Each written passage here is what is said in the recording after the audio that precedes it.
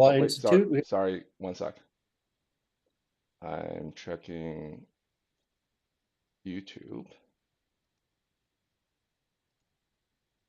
Is it just delayed or something? There's a delay, yes. Wait, sorry. Okay, 1 sec. We're rolling. I'm checking. Hello, everyone. This is Curt Doolittle from the Natural Law YouTube. Institute. The team is here. I don't know how many are us. 1, 2, 3, 4, 5, 6, 7. 7 of us today. We have a few people away. There's a Gabriel delay, apparently yes. is getting punched in the face at a martial arts competition, and I think Luke is lost in the North Woods somewhere or something of that nature, unless I'm mistaken. So Eric's joined us for the first time. Thank you, Eric, appreciate your participation. And this is our first live stream attempt using the YouTube model, and we're broadcasting through OBS. So if we have some technical problems, it's to be expected. Anyway, I guess we have 8 questions. Martin, do we have 8 questions that we have 15? Huh? There's 15. a whole list. What the heck happened? We had 8 yesterday. 24 hours. Last 24 hours, I got 7 more. Oh, so we usually people don't want us to be able to prepare. Oh, is that what it is? They apparently don't understand you, Martin. Excuse me. The last 2 questions are from Eric. Oh, okay. Well, that's all right. All right. All right. So, the audience, you'll have. Can I tease you, Martin, a little bit? Can I lovingly tease you a bit? Is it all right? You can try. I don't usually. It doesn't usually matter. I might as well ask permission, but he doesn't care. So Martin is a native Czech, right? So, and his English is phenomenal, but he still speaks with a bit of an accent. So it's a little bit, might be difficult for you to understand. I'll repeat if I think it's necessary. So, yeah, Martin has better English than majority of the native speakers, which I find humorous, endlessly humorous. Anyway, well, he has more knowledge than most Westerners, so I mean, I suppose it goes together. Anyway, all right. So, Martin, what's the first question we got today? Well, the first 2 questions are from last time that we didn't get to. It's from Ernesto. Explain continuous recursive disambiguation. Is this mine? Is this what you're telling me? Is this why you're looking at me? Is because it's mine to answer? Well, I can read my answer, and then you can read your answer. Then I'll rip on it. Okay, continuous recursive disambiguation refers to one possibility for evolution of a system or part of it, and that is into a more orderly organization, which means into more complex, stable relations. It's synonymous with negentropy. Its opposite would be continuous recursive ambiguation, entropy. We also use it in reference to language, and we can test whether a statement can be disambiguated into an operational description using first principles, just like a programming language has to disambiguate into machine code. I don't think I can do better than that. Just for if anybody's, I don't know who's, I only see our screen. I don't see the Google chat yet. So,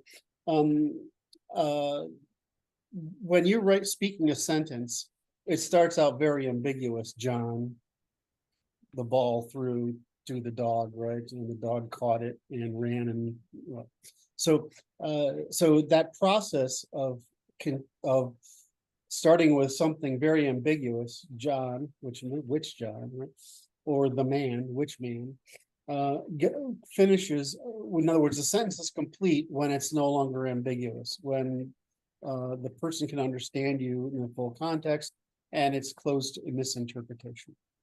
And so continuous recursive disambiguation in language can refer not only to language itself, but to anything we can express in language, including all the disciplines in sciences.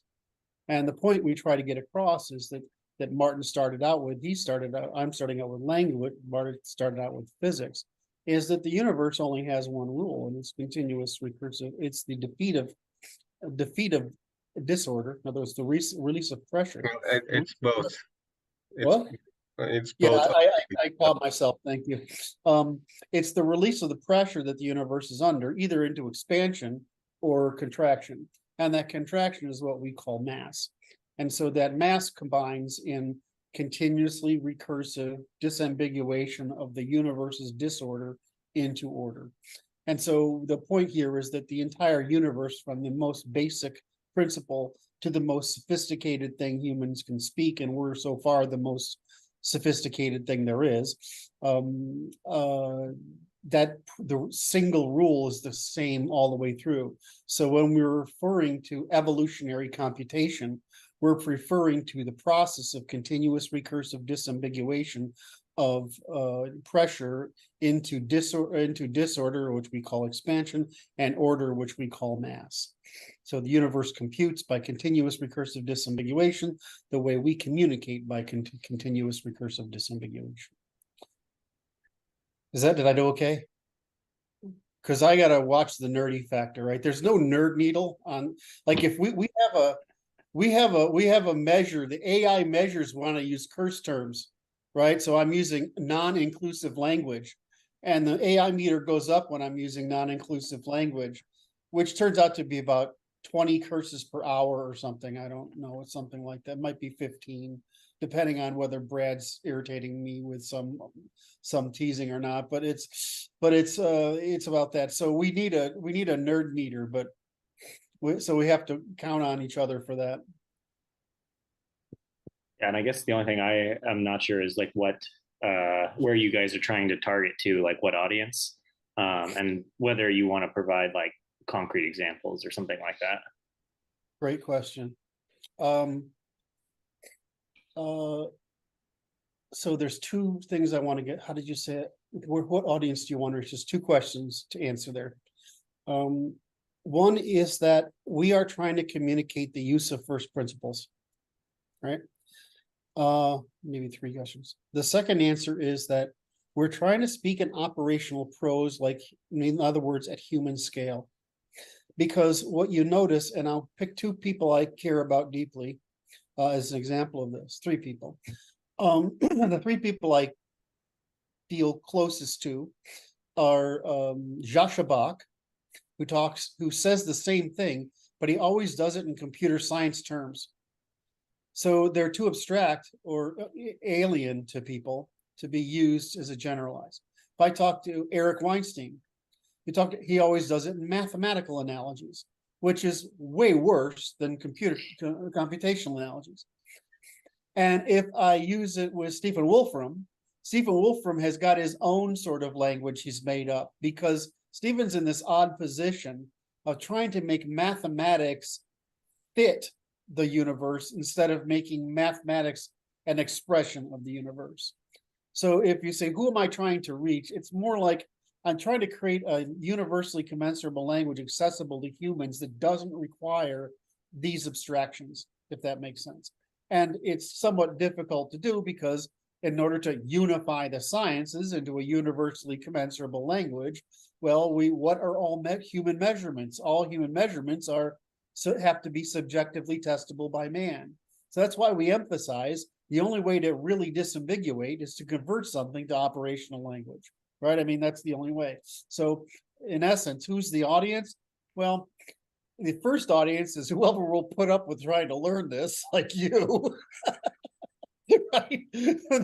The next is who once the group of us illustrate the value of it can say, wait a minute, I want that value next. The next group is those say, well, there's social value in learning this, so maybe we need to learn how to teach it. And lastly, there's the public who look at these questions and say, well, I can understand the social world like as well as we understand the world of physics. And we can unite those together under a single principle, which is not something alien like mathematics, right, or computer science. Does that make sense? Mm-hmm. You're a really positive reacting audience, Eric. I got to tell you. The blank face thing, or my ex-wife had this expression when she was listening to me, and I could never tell, are you confused? Are you disagreeing? Or are you just listening? Yeah, do you want me to shut up? What? I see, you're just ready for me to just shut up. You're just ready for me to shut up. Yeah, I should have added the last one there. Thank you. All right. So did we answer this question? What's continuous recursive disambiguation well enough? Yeah. Thank you, Eric, for the great question. Did I answer both halves of the question? Who are you trying to reach? There was two pizzas there. Yes. Because like I'm picturing like the answer that you gave, right? Like for me, great answer, fascinating. But if it's the first time you've ever seen these words and you hear that answer, unless you're operating at a pretty high level, you're just going to probably be checked out and be, I mean, that was interesting, but I don't quite know what that means. And I certainly don't know how to operationalize it in my life. That's a deep question though. And it's like, we're not going to come up with an answer that is satisfactory on the first go. Well, I'm going to make two arguments. All right. I'm going to thank you, Eric, because I knew there was another piece there that was hanging. First, in 2012, when we first sort of branched off from the Property and Freedom Society, right? Because that's where I'm from, right? That's where the original group is from. Is the property, is the Hoppian, Rothbardian, Misesian sort of group, and Hoppe took that from the Jewish frame to the German frame, and I took Hoppe from the German frame to the Anglo frame. And so, so when we first got there, I was not as effective at communicating these ideas as I am today, because it's taken my own understanding to evolve at the time. And so what they advise is you just need to put down the work and we'll make it accessible. Right? Teach us and we'll teach the people. Those people will teach those people. And that's actually how things work. If the ordinary person tries to read Kant, or we live in a world made by Adam Smith and what's the other one? Adam Smith and philosopher. Come on, Mark. Locke. Thank you, Jesus. All right, thank you. And David Hume. We live in a world made by them, the Academy a little more so in Kant, and certainly in a world made by Darwin, Nietzsche, and Spencer, although their revolt is against Nietzsche and Spencer, right? So we live in this world of these scribblers, but how many people understood what they were saying when they first published? I mean, nobody. I mean, I still think it's funny when people read Kant. Now, Martin's not normal, right? I mean, so how accessible is Kant, Martin? Not very. Not very, right? So, what we do mostly, on what Brad has done mostly, is, and I got kind of upset about somebody's pushback against me the other day on this, is that we worked mostly over the past 2.5 years, certainly since 2019, but specifically over the past 2.5 years with Brad, is how do we make this so that I can explain it to people? Because if I naturally want to, I'm going to be from the Kantian frame, right? I'm an epistemologist. I'm a Popperian, right? But I'm an epistemologist. So fundamentally, I'm going to look at this world from this epistemology of science, right? The scientific method and epistemology. But so when we first put the courseware together, I mean, I wrote it out in 2017. I started working on it in 2018 and 2019. And when we first started teaching it, nobody could follow. Why? Because, like you said, you need to be a postgrad in order to even basically grasp the initial concepts that everything's built upon. So the second thing, so originally I tried to build it on ethics. The problem with ethics is it's easily attractive to people in the beginning, but it's too easy to go to justify your priors. So I was like, I can't start with the priors because now I've got to, now I'm teaching people to further resist what I'm trying to teach them. So it was only once Brad and I struggled over the summer of, was it 21, right? The 21, or I don't know, whatever freaking summer, 21, or I can't freaking separate them, 21 or 22, whatever. All right. Brad and I suffered over that struggle over the summer. It was in August. I don't know if it was your idea specifically, or I just kept proposing the alternatives to you, and you said, I think it's this one, I can't remember. But once we started converting it from first principles in science upward, all of a sudden we're like, oh, this makes it tangible for people. And so it's more been, how do I mean, I had to figure, I mean, if I tell people, I mean, if you ask me what am I trying to do? I'm trying to make it accessible. But you got to understand, I had to invent all this just so I could express my freaking self. I mean, this is how I think anyway, right? I had to invent all this so I could communicate, right? And so once I could communicate, I understood, well, helps everybody communicate, right? This is my goal, was my eventual goal.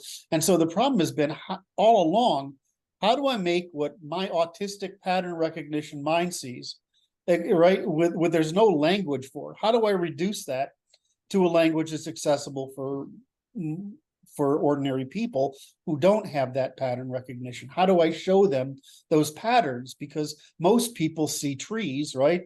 Sometimes they see forests, right? But I see leaves. Actually, I see veins on leaves. That's the problem, right? Right. And so the problem is going from that sort of ability to that autistic obsession with seeing patterns into something that's made of measurements that's accessible to people, which is operational prose. You can say that refer as disambiguates into trees and leaves. Yes. Right. All right, so I think we got that one. That was a great question.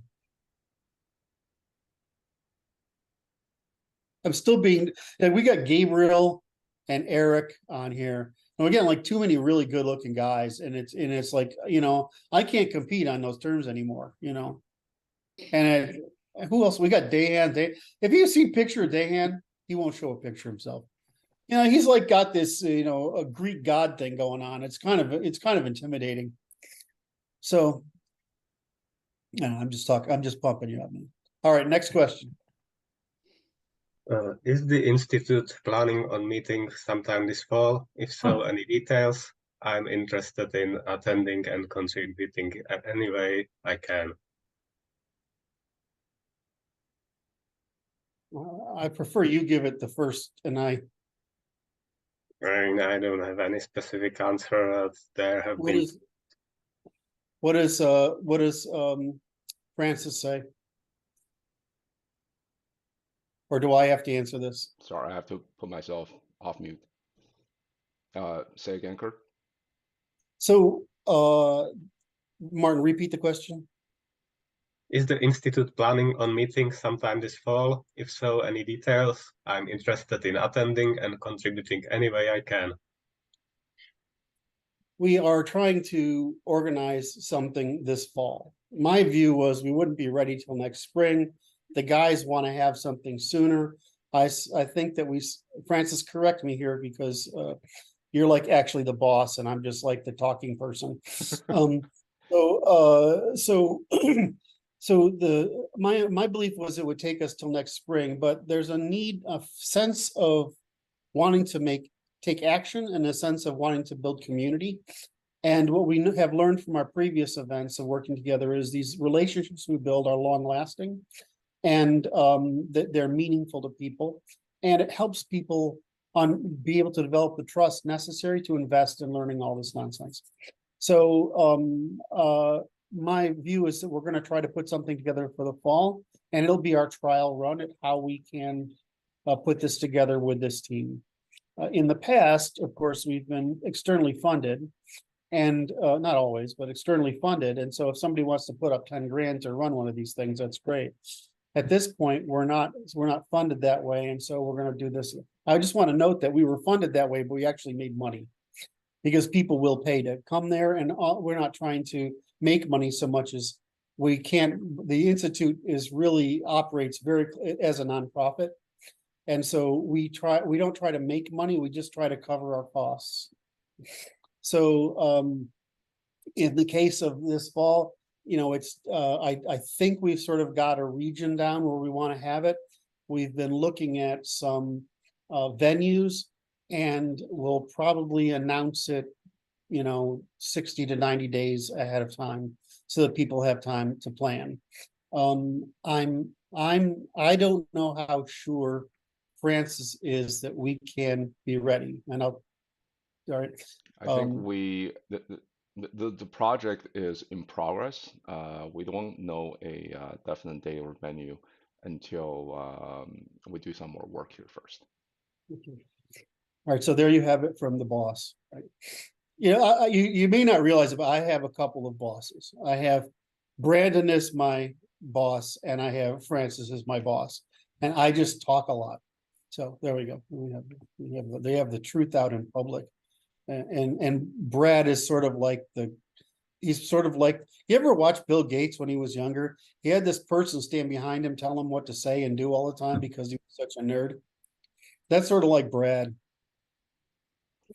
Anyway, anyway, so let's continue. I was trying to add a little levity there.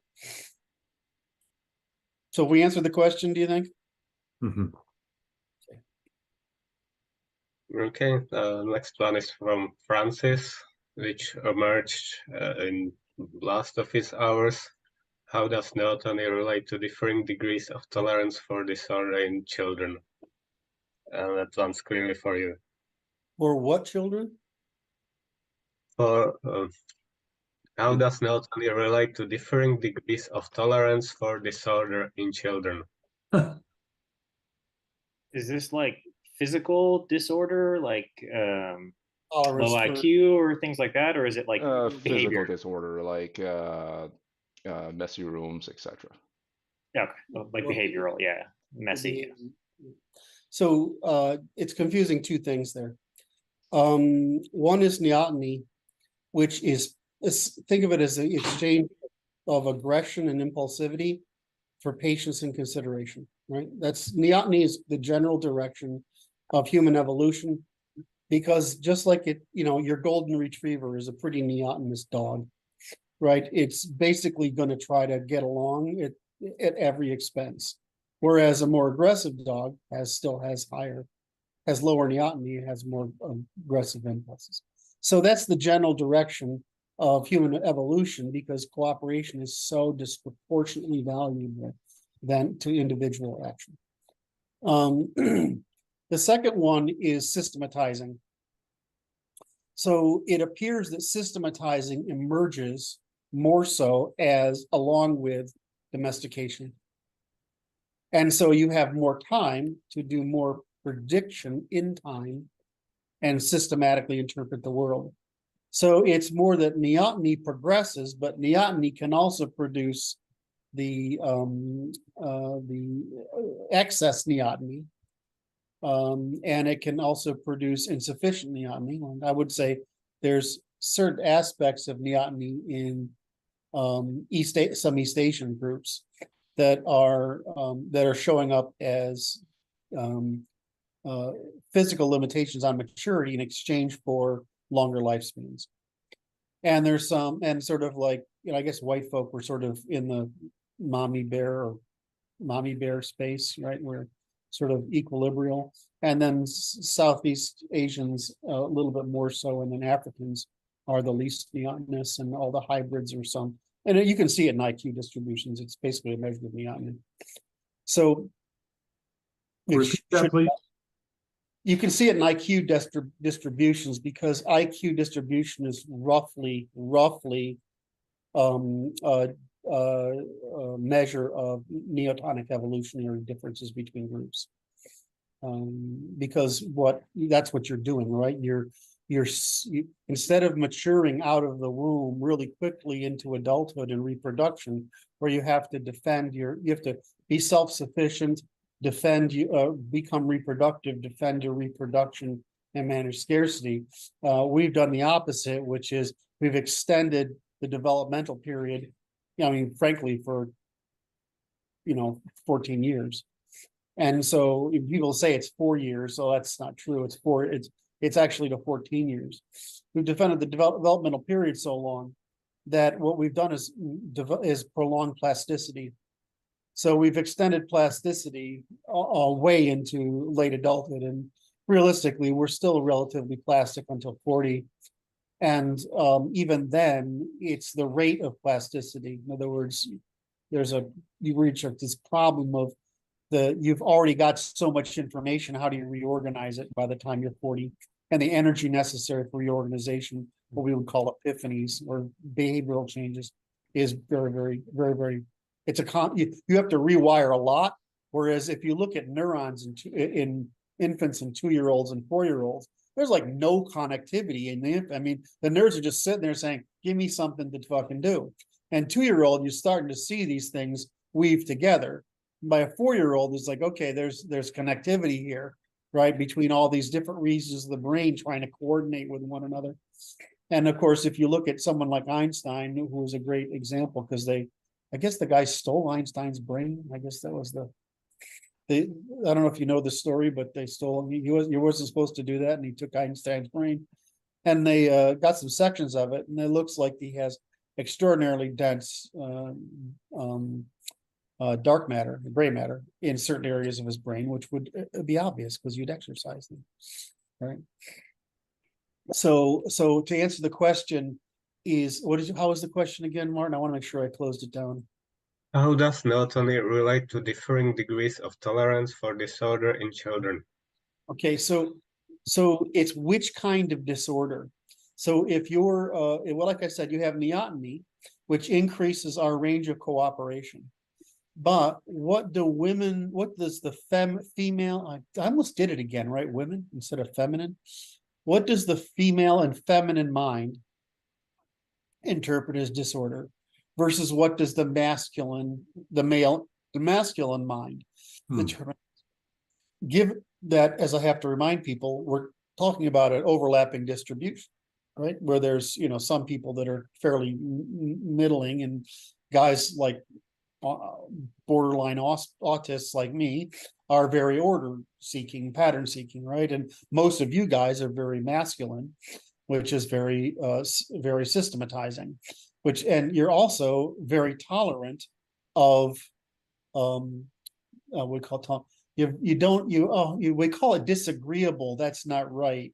It's that you don't feel compelled to conform for approval as much as empaths do, whereas the females feel compelled, the feminine feel compelled to adapt to one another or tolerate one another. And these are just reproductive strategies, right? The male's trying to preserve the pack, and the female's trying to preserve her offspring and her ability to cooperate with women so they don't get abandoned, given how fragile they are, especially during times where they're pregnant and taking childcare. So it's obvious how this works. But I would say that what's happened is, in the question is tolerance for order. That's actually for this tolerance or intolerance for order is actually a natural male behavior, right? You're trying to parent, because the mom's trying to parent kids into enough confidence, right? You're trying to extend her nervous system over children long enough so they can mature into self-agents. And what the males are trying to do is saying, now, yeah, you're a self-agent, but now you become a social and political agent, right? You've got to hold the tribe together. So you have to have more responsibility. So I think of it as the female and the male overlap as an attempt to gradually produce responsibility, and people max out. People max out if they're empathic, they max out very low, right? If they're smart and systematic and intolerant of disorder, they're going to max out very high. So you say so it's basically, how do responsibility. Now, how do we divide the effort of time, number one, and therefore responsibility in time? So the systematizers, which what you think conservatives of white blood cells, we're the people who look for disorder over time. And so we try to push back on the people who want to maintain self-expression, and what we call disorder, imposing external costs, while they want to maintain their immaturity and irresponsibility, which they view as freedom. And of course, we view freedom as freedom to contribute, to freedom to do the best you can without degradation to the group. So I hope that was my explanation. Eric, was that okay? What you liked that for some reason? So I was just enjoying the overall answer. Like, so much great information there. Well, was it sufficient for Francis? He asked it. Yes, more. I got more than what I asked for. Yeah, that's what happens when you talk. It's like talking to your wife. Am I getting a wife? They always give me more than what I asked for. Is that true? More garbage than I asked for is what I mean. Anyway, let's move along. I don't need to take this conversation into the gutter. Okay, that's a question from Sebastian from Telegram chat. Would any of you be able to provide an example of a situation or transaction that meets all the other conditions of reciprocity, being fully informed, voluntary transfer, warranted, and free from imposition of cost by externalities, but fails specifically on the productive condition? I think a concrete example would really help me deepen my understanding of this aspect of reciprocity. And we actually discussed this with Eric yesterday. And the only example I could think of is enabling an addict who already has full understanding of causes and effects of this addiction and still chooses to engage in it. Such exchange is clearly voluntary and isn't uninformed. Whether it's warranted depends on what outcomes we decide must be warranted against. Right. I mean, it's the whole, I mean, I want to try to go from hot merchandise to blackmail, if that's okay, if I can continue that, because that example's pretty good. Right. So what you just said is you're reinforcing a hazard. Right. Yeah. Right. That's not only not productive, it's because you actually get worse by using the drugs. Right. Yeah, but based on an assumption that he knows it's gonna get worse and still chooses to do it. He still goes to do it. It's like the people who. It's like why we can't solve the methodology for depressive suicide is because there's a category of people who they don't want to be fixed. Right. It's the people who hit the bottom and want to be fixed that you can fix. So no method works because it's not actually. It's that the person. It's that. Every method thinks because they rescue some percentage of the people, it's their method. It's not. It's just that those people are rescuable and the other people are not. All right. So ask the question again so I can get my head around this. Is there any example of exchange that is reciprocal by all conditions except being productive? Okay. So let's say that I've got a stolen watch. I don't know how God knows how I got this, right? Right. Doesn't matter. I didn't steal it, right? But I'm exchanging a good, right? Now it's beneficial to me. It's beneficial to the guy who's buying it from me, but it's still not productive. In other words, the end result isn't productive. So this is a question of when you say, is it productive? It's not productive because of an externality, right? Now we go to blackmail, where blackmail is the canonical example, which is, well, I'm doing this voluntarily, but I'm only doing it because it's coercive. In other words, I'm worse off if I don't do it. Whereas what I want is to be able to do a thing and be better off. So I'm not better off by paying somebody, decreasing my assets in order to pay them not to do me harm. And it's the same thing with protection rackets. You know, a protection racket is telling you I'm going to protect you. What they mean is I'm going to harm you if you don't pay me not to harm you. Right. So this is the spectrum of examples. But the question is it really voluntary? Is that if there's a threat of imposition? Well, no, but that's the problem with stating reciprocity as positives. And you and I, Martin, have been over this in one flavor or another, couple of hundred times probably, which is that it's voluntary if it's not coercive, right? It's productive if it's not unproductive. It's free of externality if there aren't any externalities. Yeah, right. I think of threat of imposition as coercion. So blackmail is coercive. Yes, sense. That's what I mean. That's what I mean. So when what we're talking about is all of these things are coercive. They're coercing somebody and they may be an internal coercion, right, which is direct, or an external coercion, right, which is indirect, but there's still some coercion going on or some trade that's affecting somebody negatively. It's just a decrease in, I'm sorry, I'm having a little trouble because I actually have a hard time understanding objections to this, right? And I'd love to be able to solve it. It's what I'm really saying is it's non-coercive. The right? question is asking about an exchange that isn't coercive but is unproductive. So here's an unproductive one, right? The problem is finding one. It's actually really hard. So here's the deal. I really don't want to give my neighbor my lawnmower to mow his lawn, right? Right. But I get a better environment if he mows his effing lawn. Right? It's not coercive, it's for my benefit. But is it productive? It's not productive, it's just loss prevention. It's defensive. So you work with variables like that. The problem is when you start saying what's unproductive, it's like, okay, here, let's talk. I'm going to try to make it more complex, and I'll see if I lose everybody with this one. What does marginalism mean? Well, the reason marginalism defeated the labor theory of value is that if I have sacks of flour, I'm a millwright or something, or a farmer with a mill, and I have 50 sacks of flour, and I only need 3 of these sacks to make it through the winter. The first sack I sell, right, is no marginal difference to me.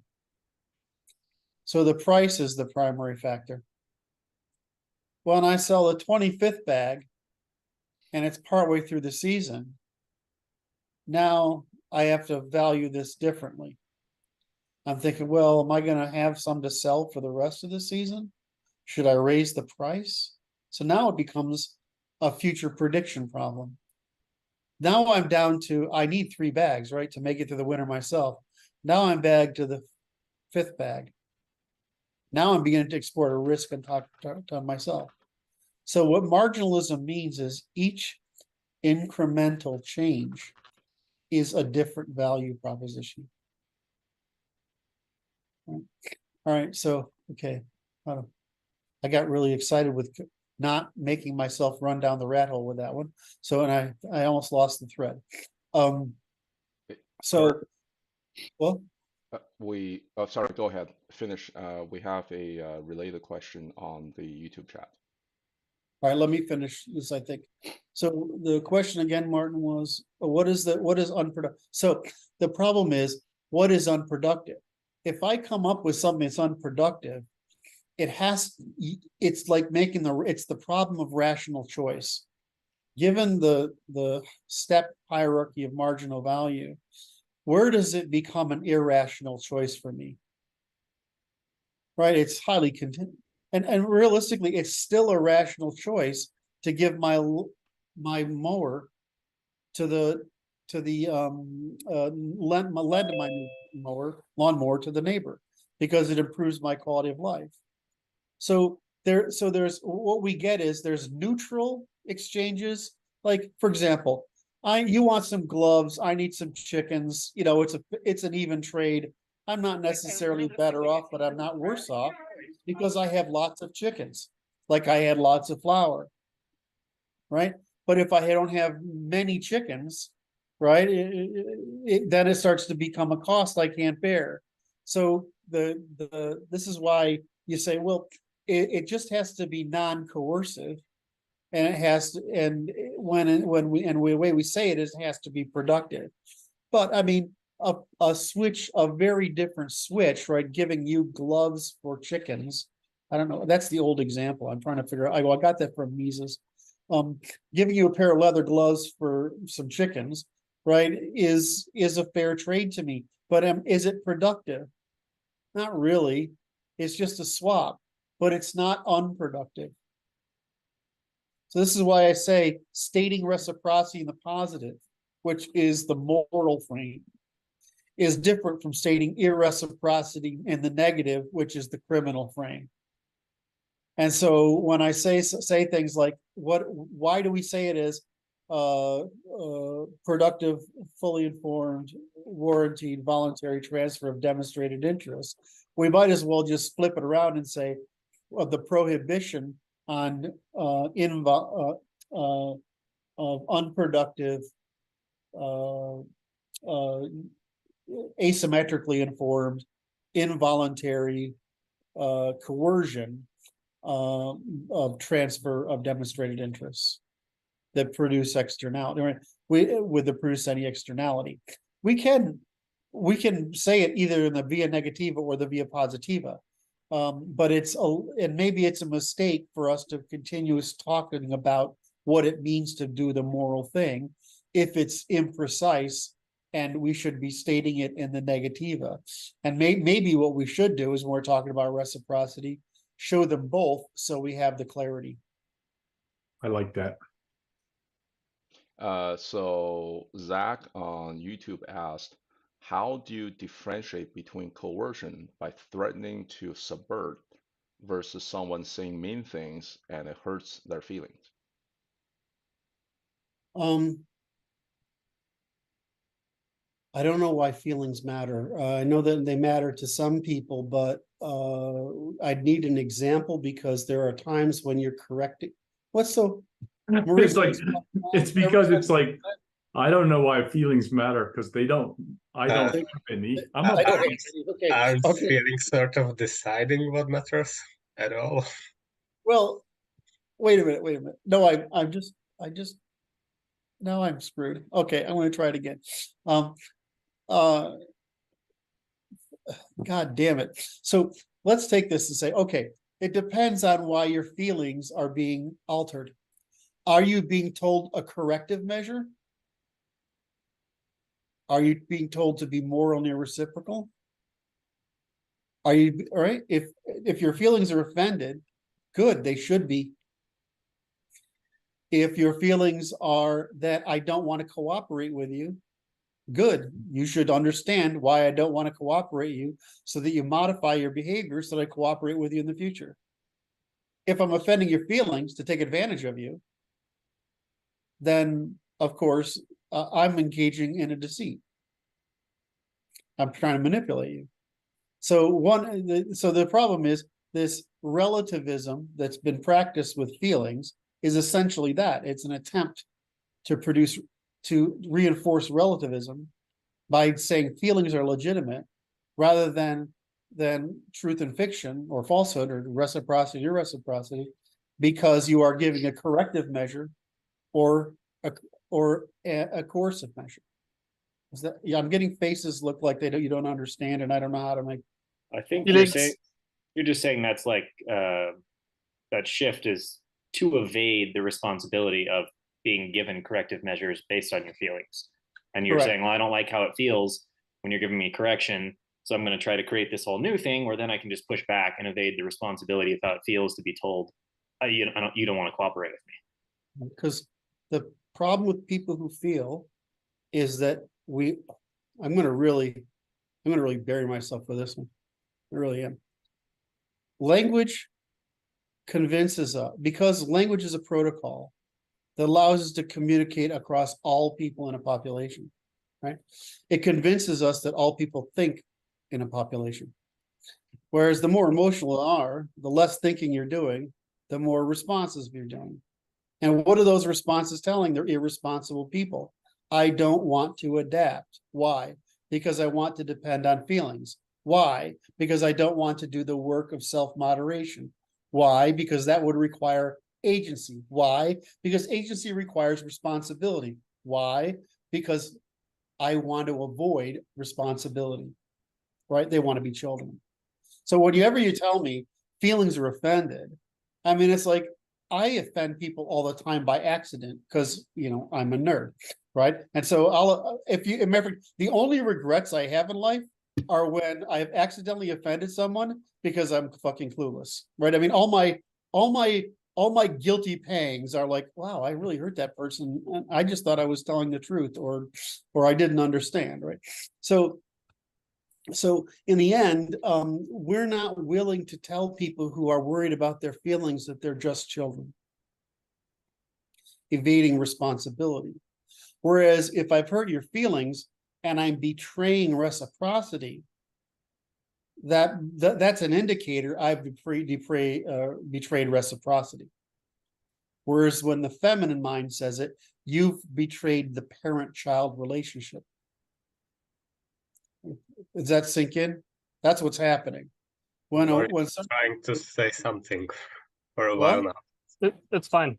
I was just going to add that lots of people, when they speak, they are never actually communicating any kind of argument or rational information. They're just stating the negotiation position, and that negotiation position can be informed by their own lacking or accurate self-perception or self-understanding of their own abilities. So people who do not have the ability to even estimate their own abilities, they continuously make errors in judging whether other people can cooperate with them or whether they can cooperate with the people. And so they just externalize their own understanding, lacking understanding, and hope that you will forbear their errors, or they just demand. This is the problem of the left authoritarian disposition, because they have low verbal ability. They continuously assume that they are moral and that other people are not, and they get to demand what other people have to conform to in order to cooperate with them. And so generally speaking, it's then upon you, the one who is coming into contact with that, to evaluate whether these people are forbearable, whether they are able to be cooperated with at all. And if they are, what level of, let's say, your forbearance does it require for you to make it possible for them to cooperate? And oftentimes these people are mostly demonstrating a lack of guidance and leadership in their own life, or social feedback that they don't have, which puts them in agency, and therefore they can't take responsibility. Right. They're in the unfortunate position of not having any instruction or social feedback that they can trust. And so it's not necessarily an indictment of them and of their ill will, but of their unfortunate isolation that is primarily a consequence of the overall civilizational degeneration that comes as a consequence of us. Right. So you're being nice. I love that you're being nice. Right. So I'm saying it as if there's no choice for these people. You're saying that these people have a choice if they're educated. No. No. Hold on. Let me finish with my joke. And Martin says they're irredeemable no matter what we do. So now that I've got my joke out, you can correct me. I'm just putting the attention on, if you care, here is what you can do. If you don't care, that's fine. But if you care that these people experience something else, or that you want to create normative or cultural capital, then this is what you can do. And I am attempting to show that it's not always due to an ill will or maliciousness or complete inability, but actually just environmental constraints that put these people in a position where they can't actually develop agency in the first place. They miss developmental windows, and they don't have the forbearance of other people around them to help them error correct. So the way I state this is the feminine capture of academy, education, academy, media, and state, and now entertainment, has led to the infantilization of generations by inhibiting them from learning adversarial competition and the resolution of differences across people who are different. It may be that there's a large contingent of the female population and a small contingent of the male population that are in fact incapable of adult thought. I mean, there's certainly quite a few people self-directed adulthood. Right. There certainly are people who are in it's kind of just, as a logician, I find this terrifying, how quickly logical reasoning declines. I mean, it's far, like, it's one thing to put some 70 IQ girl on trial and in a public forum and see what a 70 IQ person thinks like, but that's just the extreme example. I mean, people's ability to logically reason under 105 decreases really rapidly. I would answer the question a little bit more simply, I think, which is that using the metric of feelings to solve the question is inappropriate. It's whether or not the person is that caused the hurt feelings is behaving in an irreciprocal fashion is the only metric that's valuable. Correct.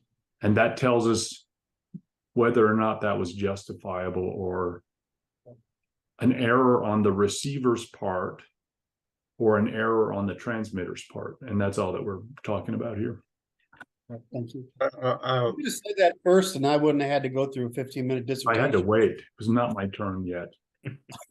I'll still bend the question somewhat that feelings do matter, and well, truth matters more. But when we're correcting someone, we don't need to insult him on top of it until we have an evidence that we need to insult him for it to work. Right. Yeah, I We guess just basic manners. I mean, we're pretty good at that, right? We try to avoid, in our system, we're pretty careful about avoiding GSRM, right? We avoid, I mean, some of the things we say are just true. Like that's just immaturity or inexperience or whatever. But that's not an insult like you're a bad person. It means you simply haven't, it's like saying you're not educated or informed or experienced. But we try to avoid GSRM all the time, unless, I'm playing, I know I do it to play with people who are doing the opposite to me, right, to mirror it back at them. But we don't do that at all in our organization. Generally speaking, we state a constructive position. And Yeah. if people attack the position, we're happy to defend it. People who don't, who are motivated differently, who attempt to manipulate rather than persuade, they don't state a constructive position, they make a complaint, and they use the complaint to affect themselves gaining in power over other people by rallying people. And so I think the subversion and the feeling differentiation comes in when you're actually making a specific critiquable suggestion or proposition. People who attempt to just gain power to themselves without that don't do that. I want to close with, so the way I generally approach this, if I have to, is I say, well, let's just work through the logic of this. It's like Marx's presumption of society. Okay, why don't you commit suicide? What's the YouTube politically correct way of saying that? Is self-termination or something like that, or Self-deletion. Self-deletion. Self-termination by self. Look at Brad. Look at Brad's face. He's like, you said the words out loud. The quiet part. Oh my. So, but but this is it's not me. This is what's his name? French author of the plague. Camus. This is Albert Camus. He says, why don't we commit suicide? Answer that question. That's the foundation of all philosophy. All I've done is add to that and said, why don't I kill you and take your stuff? That's the question of ethics. And the next question is, why don't me and mine kill you and yours? And that's the question of politics, right? And there's two more layers. I won't go into them because they get abstract. But the point being that, I mean, there's the truth is that these are like libertarians want to consider property a given, and I'm like, no, it's a construction. Well, it's the same thing for cooperation. It's utilitarian. I always have the option, right, to defect, right? And so the same thing with politics. So the idea that we are somehow artificially bound to each other like families are is just an infantile understanding of the world we live in. It's infantile. It's wishful. And yes, in Christianity, it's essentially the goal is to say treat everyone as if they're their kid, right? But that doesn't involve treating everyone tolerating everyone as if they're children. It means what the other part of the Christian ethic is: you have to be responsible for yourself and others and avoiding harms, right? And especially Christianity is proactive. Not only have to do harms, but you have to do costly goods, things that actually cost you to help other people be better, because that's the only solution to the innovator's dilemma, just as altruistic punishment is the only solution to maintaining conformity.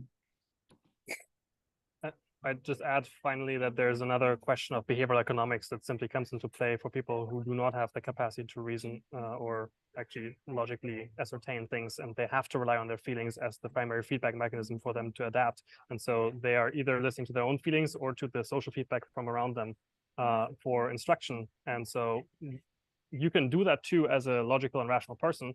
I don't rely on my reason at all times in all situations. I rely on my feelings because I know that they're well trained and they're actually instructed by my own capacity to judge things. And therefore, every time I demonstrate to myself that my judgment is sound, I no longer need to actually exercise it in every instance because my intuition tells me this is the outcome that I will get to.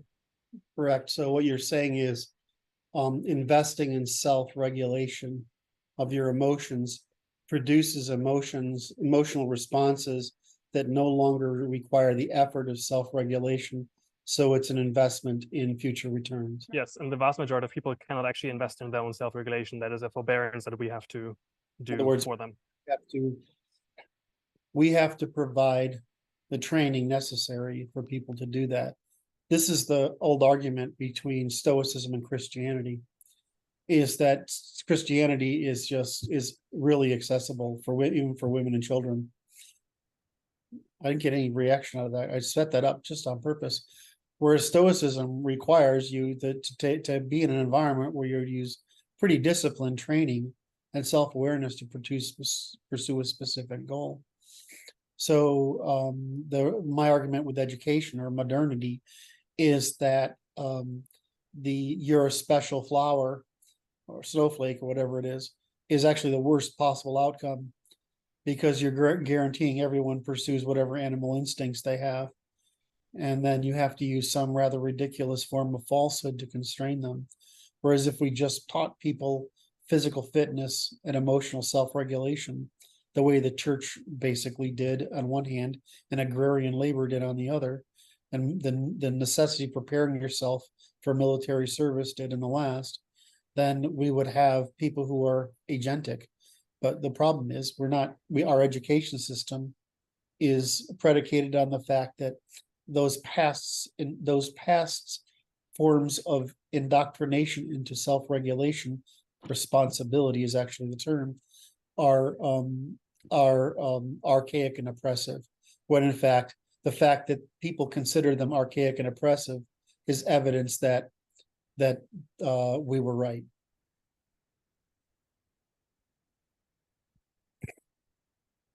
Do we lose? I really like having Moritz here. I hope he didn't disappear. He has meetings all the time. He's a non-digital nomad now. I'm messing with you, Moritz. I heard nomad. I'm no longer a nomad. You're no longer a nomad. All right, so I'm a pastoralist and raider. You what? I'm a digital pastoralist and raider. All right, Martin, what's the next question? From Patrick, can you explain the demarcation problem and explain why falsifiability either is or is not a sufficient criterion for demarcation?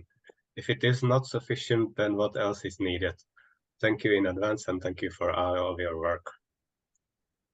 My answer is it is sufficient. Every criterion we have for testimony other than parsimony is also a criterion for falsifiability, with parsimony merely telling us how to select among multiple competing hypotheses that have survived falsification. Probably state that demarcation problem is what separates science from non-science. Yes, though the problem is Popper's, and I think David Deutsch, and I can't remember which book it is he wrote, covers this, is that falsification is insufficient to say that something is falsifiable. It's that something it's the survival from falsification and then it's parsimonious competition with the surviving theories that determine its potential for being non-false. Because this is the problem: is you study truth tables as a kid, right? I mean, they generally teach this. Well, they teach computer science, but they teach it as a kid, truth tables, true, false, true, false. The problem is that they're treated equally, and they're not. Truth is always contingent, and falsehood isn't. Like if you demonstrate something's false, it's got a higher certainty than truth. So the hierarchy of certainty is incomprehensible, then undecidable, then possibly true, then certainly false. And so false is a higher standard than truth. And so what we're trying to do is say, if we've exhaustively falsified something in every dimension possible by man, then its likelihood to be not false, in other words, a truth candidate, is high. The end result that we're adding to this is we do know the first principles of the universe at the level of human action. We don't know the first principles of the universe in the sense that, it looks like modified Newtonian gravity is correct instead of Einstein gravity, right? That looks like it's correct. We don't know, we may never know how the universe actually started and where it's going, or if we're like within a broader context, there are universes that bubble next to each other and iterate, or it's a single universe that pulses like a heart every gazillion years, right? So we may never actually know that, but at the scale of human action behavior, we do know the first principles of the universe. In other words, we know from pressure and entropy and negative entropy, or dissipation and mass. We know how the universe operates. And so what you've seen us do is catalog the first principles at every scale of the universe, at every scale of evolutionary computation. And so what we've done is we've listed those 15 to 23 rules, depending on how you want to count them. And then we've discussed all the variations underneath them. And all those variations are still by that same ternary logic. So we say, okay, well, the purpose of science then is to discover those first principles which are irreducible. And once we have those, now we have a great tool that we didn't have when Popper and the other people were talking. Now we have to say, okay, we have a theory or hypothesis. It has to both survive falsification and be constructible. If it can survive falsification and be constructible, right, then it's very hard to say it isn't true at the level of precision we're asking the question. Right? There may be greater precision because there may be second order effects that emerge, just like all of evolutionary computation produces second order effects that emerge, right? Our brains being the great example, and the current kerfuffle in AI, which is like, okay, we use the same model as the human brain, and now we have no effing idea what's going on in there. Well, I keep telling people the brain operates very simply. I know, Morgs, I'll get you. The brain operates very simply, but trying to trace what it's actually doing is at a level of complexity. It's like trying to say, well, why do we have to use a probabilistic measure of the quantum background? Right? Why does quantum mechanics have? Well, because you can never know the effing state of anything all at once in that fucking complexity. And even if you could, you couldn't do anything with it because there's too many external factors interacting with it. It's like I try to tell you, we've created neurons, but we haven't created dendrites. And so the brain does most of its computation down at the dendritic level. The neuron is a relay. Well, of course, these computers are faster than the humans because first they're working at the speed of light instead of the rate of electrochemical transduction. But I mean, they're also simpler. They're also working at the categorical level rather than the micro level. Anyway, did I make sense there? And maybe Maurice, you want to riff off whatever you're going to say there? Yes, I think the current AI suite of tools that have come online that people have gained experiential understanding of help illustrate that a little bit. We have the LLMs now, which are basically text generators, and they have a certain training that produced them, which allows them to generate this text in a generally human readable form and human usable form. And so then we have, on the other hand, though, the old school of AI, which is GoFi, like good old effing AI, which is more logic reasoning and basically construction of logical rules that you can use to eliminate or just discern things. And then I see the benefit of they're coming together very starkly in the use of Wolfram Alpha language, or Wolfram Alpha, the plugin, with regular ChatGPT, where ChatGPT provides basically an interface to the powerful computational capacities that Wolfram provides you. But those powerful computational capacities, we don't think about the computational capacities there in the same way that it itself operates. We continuously do it through language, or the vast majority of us in any meaningful way. So that's, I think, provides a good sort of example of this kind of generator function, which is how you come up with a theory, a hypothesis, you investigate that to an extent, or you attempt to falsify it in advance of actually doing empirical things, so that you spend your energy wisely. And this is another thing that is often not really talked about in the scientific context. What we're attempting to do in science, we're attempting to construct investable hypotheses, not just hypotheses. There you go. Thank you. That's really great. That's correct. Right. And so lots of the time when people come up with something, they have come up with it very cheaply. And what we're attempting to do is very cheaply also discern whether this is something we should spend more effort discerning at a deeper level or not. And this is why we apply these tests of falsifiability and of other forms of first principles, is to not spend all of our resources on a thing that we might be able to eliminate much earlier in the process. Great. So this Regis Rossman is technically I'm from the Popperian Hayekian tradition. And so, one of the things I criticize, I explain about Popper is that he didn't solve what we did, which is falsification and constructivism. Although both theories existed at the same time, they were both theories extant in the intuitionalist movement and in the Popperian movement. They both existed, but they never came together. It's actually awareness of this in Popper's criticism of it is what led to the attempt to reform psychology, which hasn't propagated into sociology.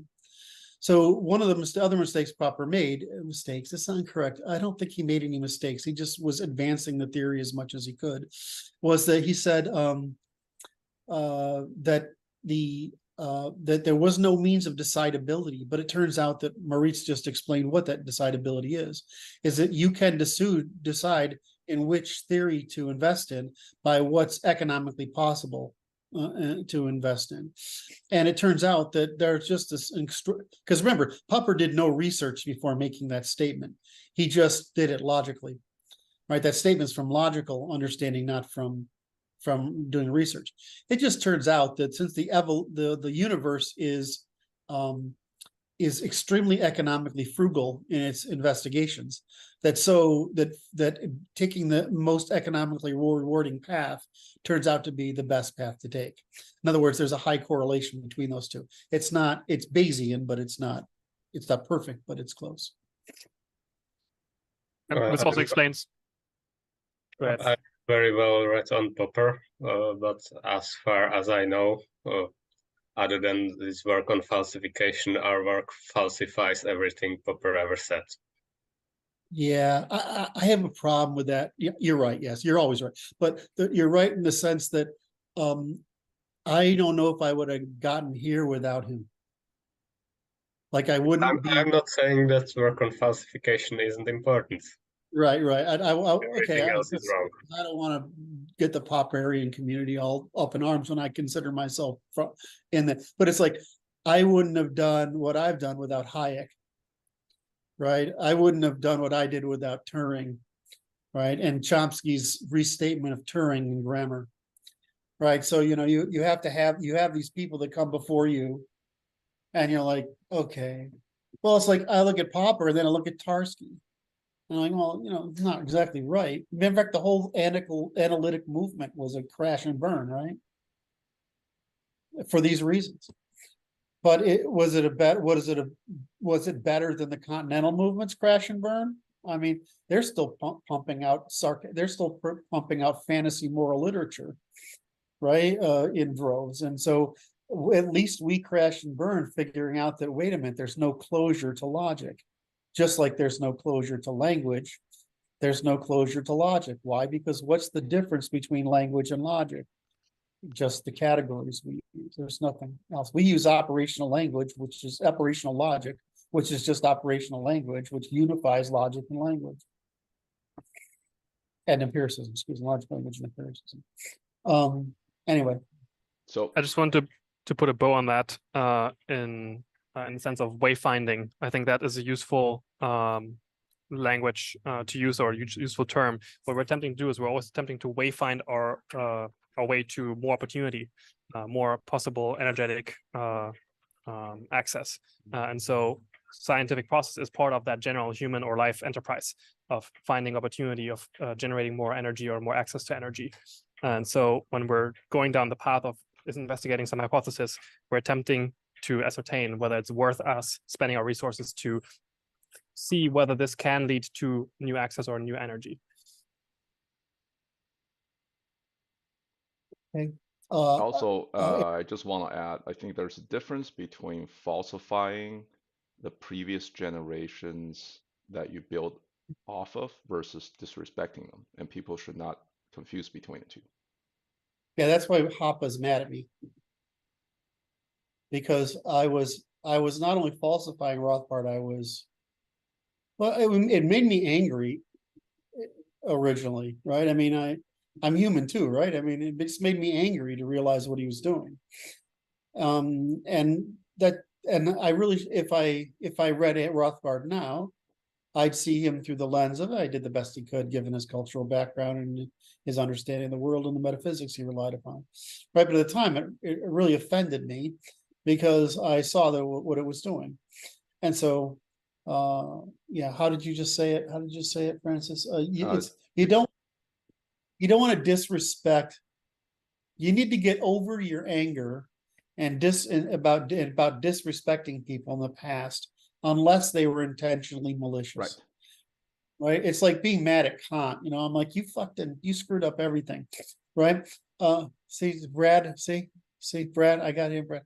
It's like, he screwed up everything. But, he didn't really. He made an advance, right? Was he, and if you look at his structure versus Smith and Hume, it's a very analytic approach, right? He basically started that movement. So how do you argue with? Why should I be critical of him? But I should be critical of people not progressing beyond it, right? I'm critical of people reaching these things and thinking they found the freaking end of the freaking knowledge rainbow, when that's old stuff. Or like looking at someone like Heidegger and saying, to me, this is, as an exercise in how to abuse and misuse language to produce an alternate metaphysics, the technical exercise is fascinating, but it's still nonsense, right? And so it's the same thing with Kant. One of the first things I did was I scienced Kant to show how he was almost correct. Right. I mean, I wrote this piece on it, which is, I don't know, a couple of thousand words. And it's like, well, he was almost correct. The problem is that almost was a lot wrong. Right. Because it misled a lot of people into thinking magic about words the same way Socrates and Plato thought magic about words.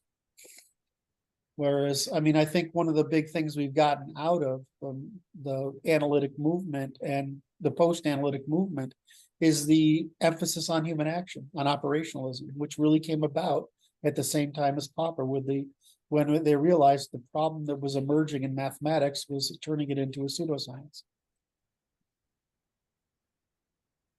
And by the way, you can't have these discussions with anybody because almost nobody has the knowledge of all the domains necessary to even participate. I mean, even if you can find somebody that understands, like there's one prof that I'm aware of, and he's tries to explain everything that's Kantian realm, and I'm like, well, that's why you're wrong. It's because you're trying to make everything fit the wrong system of measurement.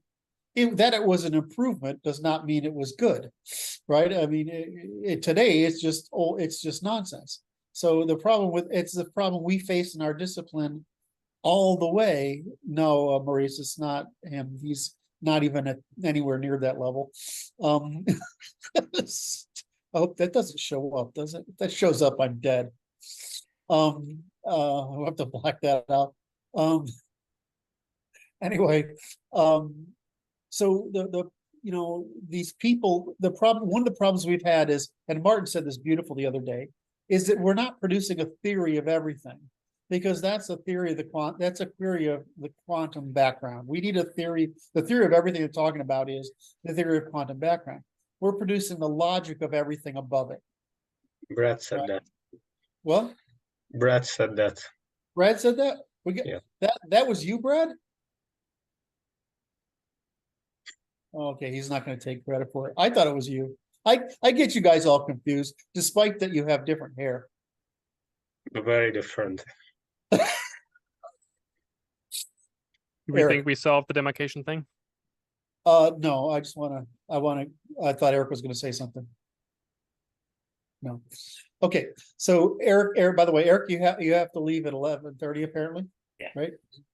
Because he's an important man with many important things to do and many obligations. So I just want to reinforce that I really enjoyed having you here today, and I hope you continue to participate. That's fine. Right? So when you cut out, that's great. So the demarcation problem. Demarcation between what? Well, science and non-science. Right. So I do it as this arc, right? I categorize the spectrum of literatures as human anthropomorphism, right? Or it's actually what's the term for it? Why is this? I'm having another terminological problem. Proprioception. So the embodiment, proprioception. So you have this natural tendency of human beings, which ends up as anthropomorphization, which is obvious because you have to have cooperation. When cooperation is basically projection, right, and reflection. So you get this, and from that you get anthropomorphization. Then you get mythology, which is anthropomorphic. Then you get religious, which is again anthropomorphic. It's how a dictate comes down from the headman or from the parents. Then you get philosophy, which is, wait a minute, we are maybe independent of all that. Let's look at the world as we can understand it with human reason. And then you get empiricism. Well, what does empiricism do? It falsifies human reason. In other words, it takes account for the limits of our senses and reasoning. What does science do? Science is the production of testimony. Now we have to say, not only is it empirical, not only is it rational, but does it survive our falsification, our testing? Then we get into what we do, which is constructivism, which is, okay, we've discovered the first principles, so now how are we recording stopped. Adversarial competition. I don't know what that was. All right, so YouTube. That's on my end or something. Oh, that's the AI. No problem. Right. So what's happened is that we've gone through this spectrum of completely internal to completely external. So the demarcation in this arc of those different disciplines, constructivism is what we do, right? Can we construct it from first principles? And then it's probably true. And then can we falsify it against the evidence of the world? Then it's probably not false. Right? And so we have at least we have a incrementally refining theory. So but even though there is more to explore, because there's never an end to language, there's never an end to chemical and molecular recombination, etc. So there's there's no need for life to run out of things to do any more than there is of language to run out of combinations to make, or atoms, molecules, the more combinations to make. So we're into constructionism. Once you're constructionism, now everything is much easier to produce, because now you're just trying to work with the possibilities. So what's demarcation between, I don't do it between science and non-science. I do it by this art. Which degree of precision are you relying on? Because which things are included in each domain and which are excluded. So in philosophy, we don't need to have empiricism and testimony. And this is why German philosophy or continental philosophy maintains this interesting balance between a morality of religion and reason and some limited amount of evidence, right? It's up in there. Whereas what we do is like, well, we just produce the truth. From there, anything that isn't bad, that isn't false or irreciprocal is good. We don't tell people what good is. What does religion do? You have all these confusing things, so we're going to tell you what good is to create a standard of measurement. But what's the adaptability of religion under that?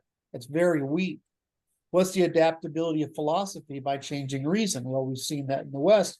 It's pretty good. What's the adaptability under science? Well, it's pretty convincing.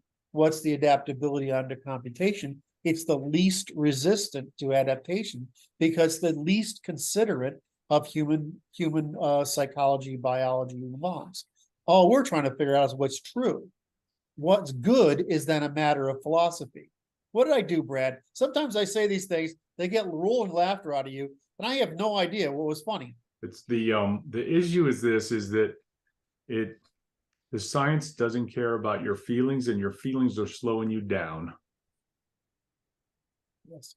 And it's like all the other languages, logics, and grammars are increasingly ambiguous and account for my feelings more and more and more, the less precise the language is away from the science. Yeah, so I just describe it as we're increasingly producing commensurability as we go through this curve, right? And then the backward thing is once we have commensurability, now we can choose any specific good.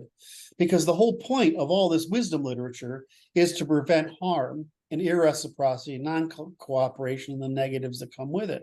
But once we have truth, then anything that's true and anything that's not false or irreciprocal is a good.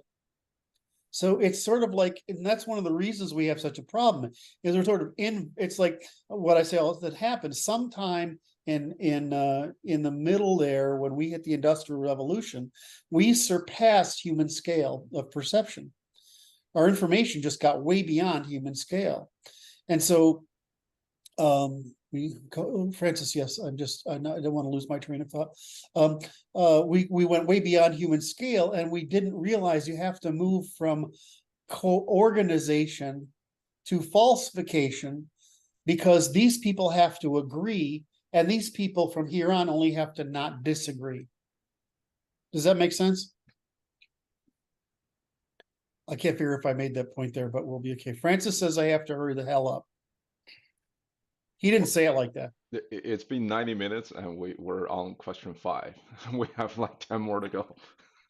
Well, I mean, if we run out of time, we just save them for the next one. I mean, very well. Are you telling me to shut the hell up, Francis? No, it's possible. I'm just doing a time because it sounds like you're telling me to shut the hell up. I think the problem is if the questions accumulate faster than we go. Yeah, I was gonna say that might be the concern. Because then we start developing a backlog. Backlog isn't bad. The biggest problem we'll ever run into is if we don't have anything to answer. All right, so okay, great question. I hope I reframed demarcation as the dimensions that are included or excluded from this hierarchy of grammars as we move from subjective to objective. And we move from trying to coordinate people to trying to prevent conflict and malinvestment. Last thing I'd like to add is just that the demarcation problem itself is posed from an understanding of the world that isn't actually up to task. Yes. And so, yeah. Well, I said that falsifiability is sufficient for demarcation because well, you don't know it's true, but it's testable now, so it's scientific claim in that sense. I separate it from, are you trying to conflate the good and the true? If you're trying, so my view is that that the truth can tell you what's true, but philosophies plural, can determine what's good within the truth. And so all we care about is philosophies that aren't false and irreciprocal. And so the demarcation is between choice, philosophy, the satisfaction of choice, right? Organized people in the positive, and law in organizing people, prohibiting people from interrupting with organization in the false, and science, which is just neutral decision making. It's just a distinction between is and ought. It's ironic that our use of is prohibits use of is.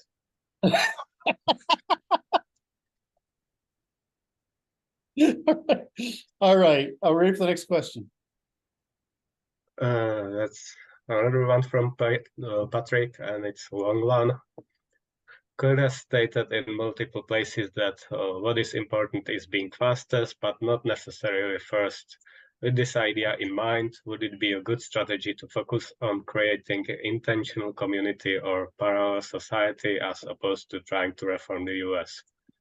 Think something like the Amish or a hippie commune, but without the cognitively feminine ethos. This would allow for selection of the initial population based on IQ, personality, physical traits, etc. Also, each of the initial population citizens could be required to sign a contract stating the overall rules and means by which one could be exiled. The contract would contain agreements stating that the offspring of citizens are not guaranteed citizenship if they do not meet certain standards. One last idea, the community would have an internal IT network not connected to the external grid and an internal monetary system to avoid market distortions via central banking, etc. If this were pulled off on a large enough scale, would this not create the fastest group? I know your strategy is aimed at the US government, so this is a smaller thinking, but I see it as highly actionable and possible. Well, I love this question. It's a very smart question. It's just not an either or proposition. My job is the government.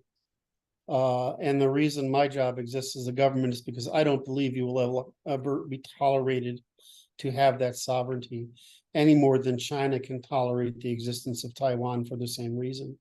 So the left can't tolerate you because it's your falsification of their ideas, just as Taiwan's radical success compared to China is a falsification of the Chinese Communist Party. So in essence, I love your idea if it's possible. I would say it's not an either or, it's a do both argument, and I see this happening. It's certainly the guys in the Northwest are trying to make it happen. And certainly our Constitution will fulfill the role that they're asking for. In other words, our Constitution is framed as a sort of Chinese menu of what do you want to have here. As long as you don't lie about it, it's fine. So I would say they could apply our Constitution in producing that, but it's not an either or. If what I hear you guys saying when you ask me this is, please help us do that. Like, I'd love to help you do that, except that I would be giving, if I put my energy there, I'd be giving up on the very thing I think necessary to permit you to do it successfully.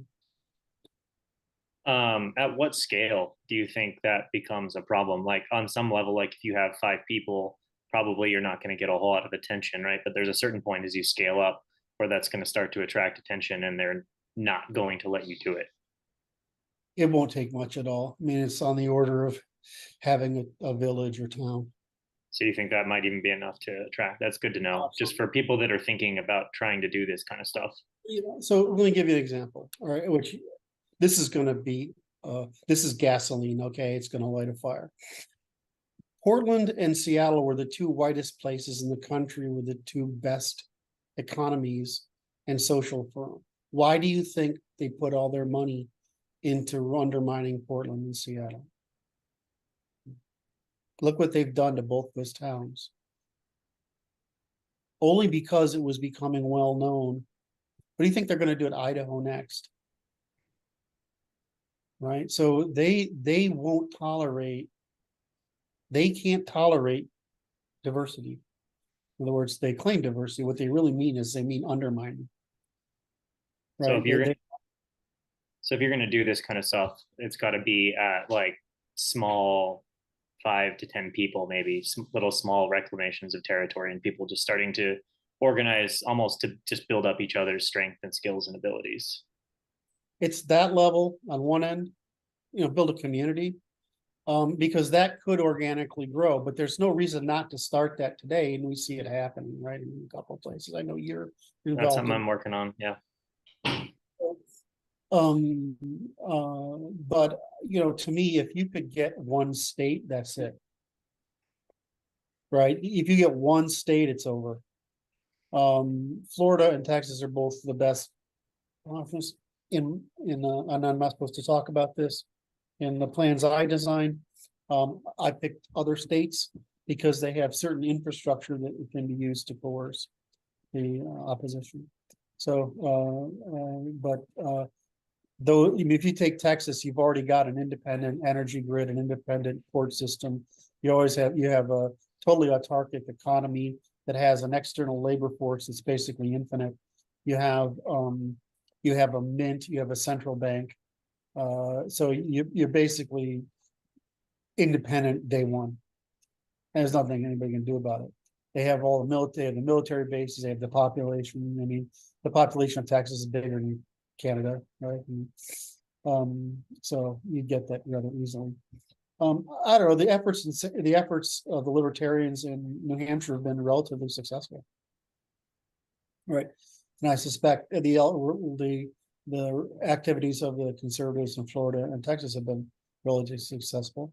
And the activities of Idaho and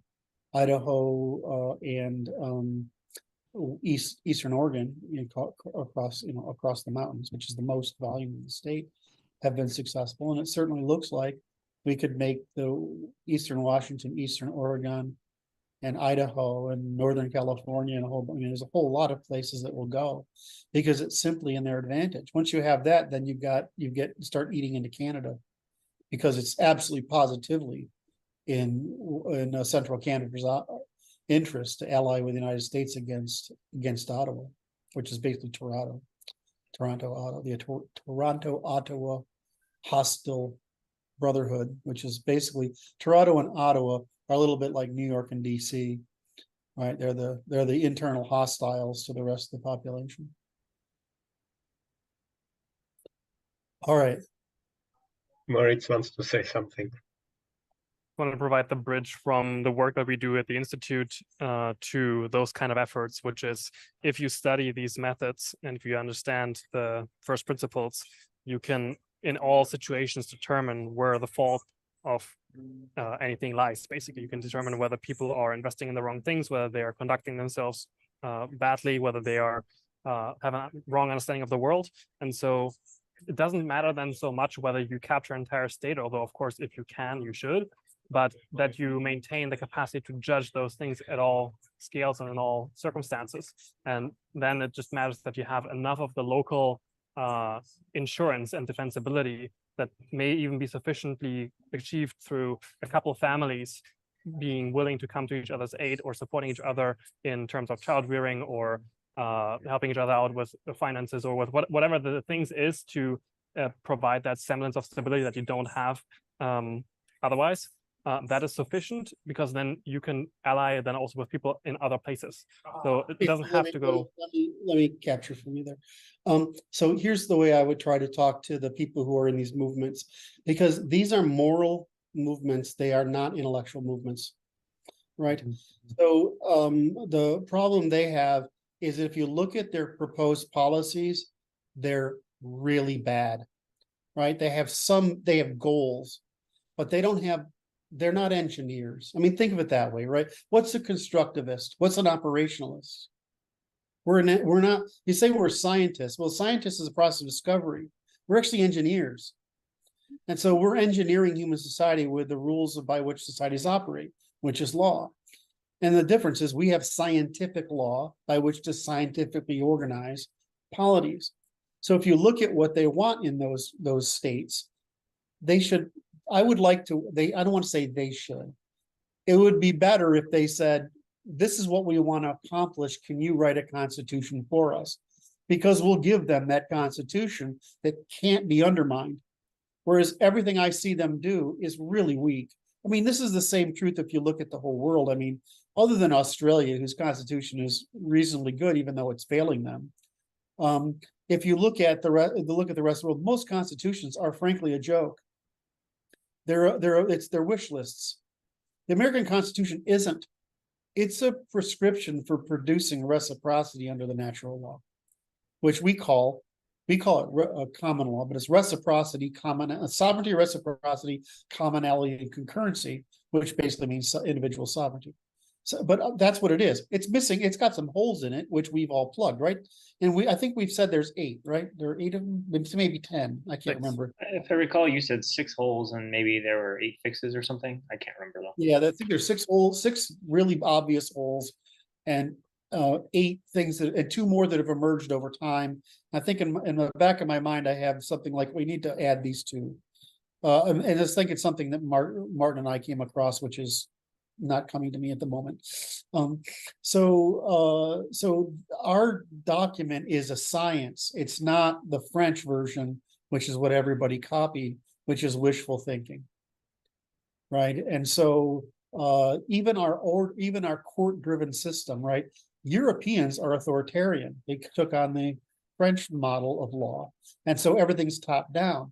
But Americans are the other way around. Our government's set up not to govern; it's set up to debate. Debate as a market for giving people what they want, right? And it's leaving what they want to the people, which is a more chaotic expression, but it's really hard to overtake. So that's why they chose to undermine our culture, right? That they had to undermine our culture because our legal system and our religion, frankly, is so difficult to undermine. Okay, Francis, are we a 2-hour meeting today? Is that what's going on? There's no like mandatory stopping point. It's just a question of how long you guys feel like going. Oh, I don't. All right, so we can do another question. Yeah. Can I just finish one little piece there? Just if you want to do something that's small scale. Brandon is bringing in his kid early here, right? He's getting on the bus early. All right, so go ahead, Maurice. If you want to do something that is not jumping ahead to building a town that can insure itself, but something smaller to see whether it works or not, is do contracts that are better formulated than what is out there as templates. Like do private contracts where you have ability to refer to those means of conflict resolution that are informed by the work that we do.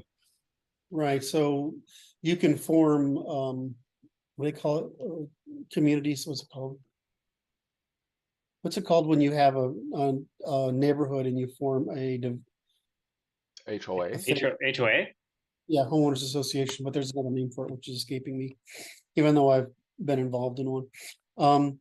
You can form an association that requires all people in this particular area to do it, or all members of the community to do something that's just a contract, and yes, we can help with that contract. But the real problem is when you start trying to insulate yourself from the external world, the economic consequences are way worse than you imagine. It's very, very difficult because we are, it's like trying to build the Wild West without the Eastern manufacturing capacity, right? Doesn't happen.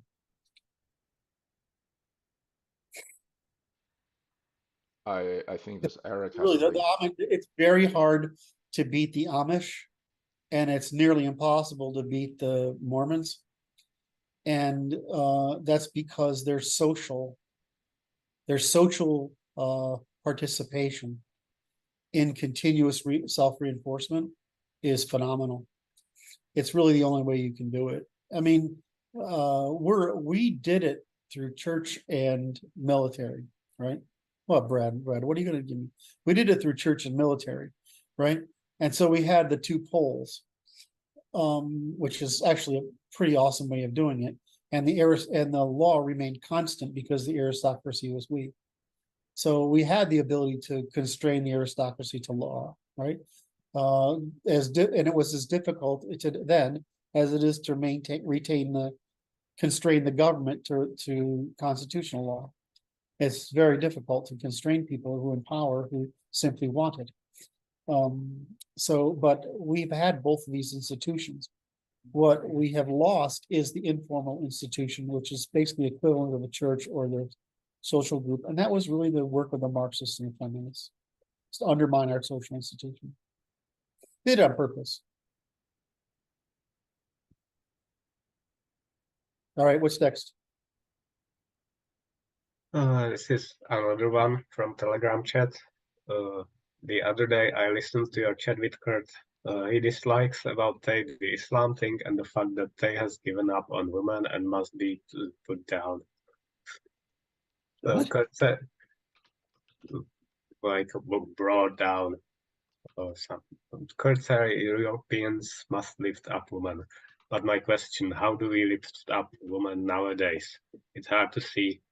Reading Curt for years in your group, I have realized how the fact that women have been liberated and introduced into the economy and polity has been the major factor about our destruction. Yes, blame men, blame the youth and whoever, but I don't see how we can survive if women still are out there with rights and properties. Am I wrong if I say that women must have no right in order for us to survive? I can't figure, it's like, if you were going to write a question to get this group to get itself in trouble, that's a pretty good one, right? I mean, it's like, I know he's actually honest, right? But it seems like really good bait. It's low resolution, let's say, and I have an answer here. So Maurice, you're giggling about this one. Yeah, right, I mean, so I agree with you. It's also overstating it. Like, so there's I'll just read mine and you can add. Oh, okay, thank you. I think women have traditionally been lifted up by prohibition of by law, or well, at least by various disincentives against their antisocial behavior, leaving the only options for attaining status and influence left to them those that made them have positive effect on their men, their families, and society at large. Of course, it never worked perfectly for the same reasons as male misbehavior never completely disappeared, but perfect is the enemy of the good. None of this means that women have to receive responsibility that they can handle, and most certainly not that they should be able to decide over anything they're not responsible over. But it also doesn't mean that they need to be prevented from owning any property and dress in burqas or whatever. Correct.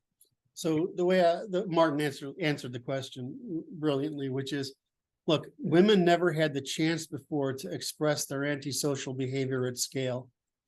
And the combination of integration into the voting pool, integration of the workforce, and probably most importantly, dominance in the expenditure of earnings, in income, right, in the household. In other words, they're the people who spend all the money, which got them the attention. And lastly, the profitability of selling them gut courses in the academy, which appealed to their in other words, the academy's been complicit in selling women what they want to hear, and the false promise that it's possible. So what's happened is women now can express their antisocial behavior in a way that they're never been able to before. And so all I'm saying is we have to eradicate outlaw the ability for women to demonstrate their antisocial behavior at scale. This is harder because men's antisocial behavior tends to be physical and material, and women's antisocial behavior tends to be verbal and undermining. So this kind of suppression of behavior that wasn't necessary of men because we'll kill each other for it is necessary for women because we won't kill them for it. And so what we have to do is expand the law such that all this female antisocial behavior isn't tolerable any longer. Now, that's the underlying question. Is the reason I'm talking about all this female nonsense is just because I want to show it's a natural outcome of the integration of women and their intellectual leaders, the Ashkenazim, into the polity. The Jews are a femininely organized polity with a feminine structure. They have a feminine intellectual tradition, which is focused on the family, and they've been notoriously bad at forming and holding polities. Whereas the Westerners have been very, very, very good at forming and holding polities and maintaining sovereignty within them and producing rigorous law and high trust. So it's just like we had a problem integrating the working classes into the economy, right, and polity. We're having a problem integrating women into the, and this is just a normal developmental process by which people take advantage of any opportunity for innovation, whether good or bad. They're taking advantage of opportunity to fulfill their intuitions and engage in antisocial behavior because it's providing them with an advantage at the expense of men and the polity as a whole. Well, we can fix that. The open question is whether women should participate in politics. Now, the answer is no, but I'm not that kind of person, and maybe I'm a too much Gen X and what do you call us? Jones generation. I'm an optimist compared to the younger generations. Maybe I'm too much of that, but my feeling is create the law and produce a separate house for women, just the way we produced first the Senate and then the what did the Romans call it? The plebs, right?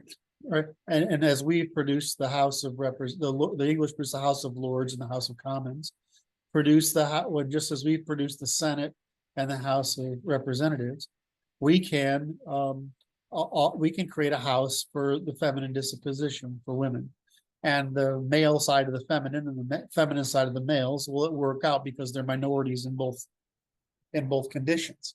So I'd prefer to do that because I'm just an optimist. If you're more like Martin and you're incredibly risk averse and you don't believe that the instinct of the beast can be overcome, they'll say it's just safer to keep them out of politics altogether. I don't see any value they've added to politics whatsoever. It's all been harmful. If you told me instead that we produced the equivalent of a church, which essentially was an institution of caregiving, which was the insurance, elder care, child raising, whatever, and that women had control over that wing, just like the church, and there was some minor correlation between that wing and I would say that would be fine too. But it's only my job my job is to propose a set of solutions that are accessible and tolerable by the population. Rather than to dictate or say this is the best. We don't know what the best is, frankly. We only know that this is not working and that we have to fix it. We can fix behavior with law, and we can provide people participation with institutional divisions of labor. And Moritz is going to leave now. Are you leaving? No? Okay. He's in the oh, I see. He's power. So Maurice, he moved before I could get it out of my mouth. Is that there's like these organic drawings behind him that always look like vaginas, and it's very disturbing to me when I'm watching. It's either alien eggs or vaginas. I don't know what I'm looking at, but it's very disturbing. Whatever restaurant he's in. It shows what direction your mind automatically takes. Oh God damn! I walked into that, didn't I? Damn it! Yeah. All right. All right. So we've hit the 2-hour mark. I'm going to ask Francis if he says we should continue or we should. I say let's keep going if everybody's on a roll here. Martin, are you okay? Sure. Maurice, are you okay? Brad, are you okay?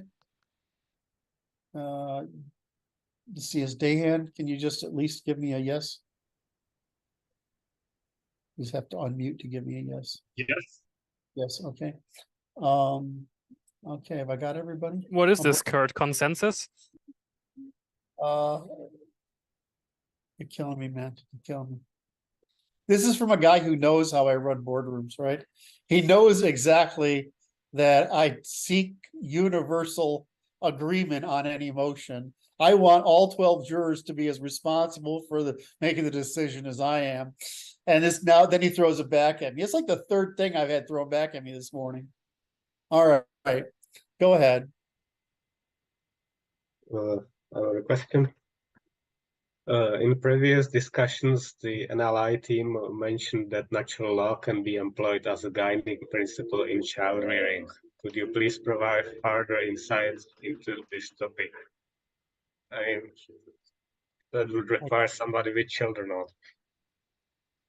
I think this is a Luke question. We don't have Luke this week, so we should put it off for Noah Luke. question maybe, not neither is it.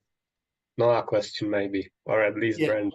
Noah or yeah, those two guys. We don't have either Noah or Luke today, and that's a Luke. Yeah.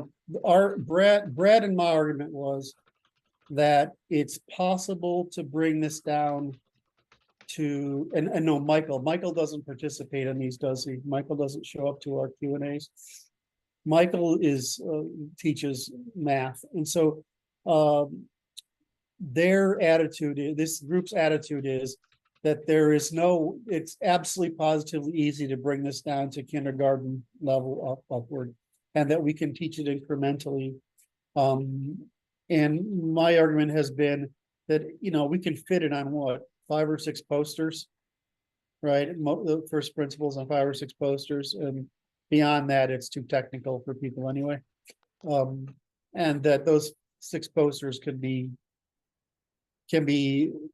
basically memorized, and that's sort of like memorizing some of the basic principles of geometry. It's very similar, in fact. A lot of people don't remember those. Well, they don't keep it hung on the F of the wall either. I mean, it's certain kind of nerds that do that stuff. I mean, you have to be a nerd. What kind of nerd puts a map of the world, the Constitution, the Declaration, the Bill of Rights on the wall and tries to memorize them? I mean, that takes a nerd, right? I mean, only nerds do that. Everyone, geometry isn't useful to the majority. I don't know if that's true. I think primitive geometry is as a method of reasoning is present in a lot of the population, even if the algebra necessary to perform geometric calculations isn't. I think geometric institution is there. It's the same thing with the institution of physics is there, but the ability to use algebra in the calculation and physical computations isn't there. Because that's what I would hypothesize. I don't know. Moritz is I don't know what he's looking at. He's making me nervous here. All right, so wait, Moritz, you guys are carrying these chats. I can't see what's going on here. What is going on? That's the admin channel. That's supposed to be private. There's a public chat on the YouTube, and then there's also an admin channel that we're running in Zoom. Oh, okay. So ignore that. I can ignore that? Yeah. Yes. Even if it's like, oh, I see. Okay, I don't need to look at that at all. I'll bring anything worth notice to your attention. Okay. All right. What's next? I guess we'll move that question to the next one in hopes someone with children will come on eventually. Yes. I have children. Another one from Ernesto. I'm not a good parental advisor. I mean, you developed the method later, right? What? You developed your method after you had your children. Yes, exactly. But that was too late, I guess. You have to be there for your children to be able to be a parent. It's not if you live in airplanes and hotels around the world and you get divorced and stuff, you're not there for your children. Okay, next one. Curt has often said that the current US Constitution has 6 great errors. Can you go over these and how the NLI Constitution will fill in these gaps? Not right now. Maybe let's save that for next meeting, because that's going to take a long time.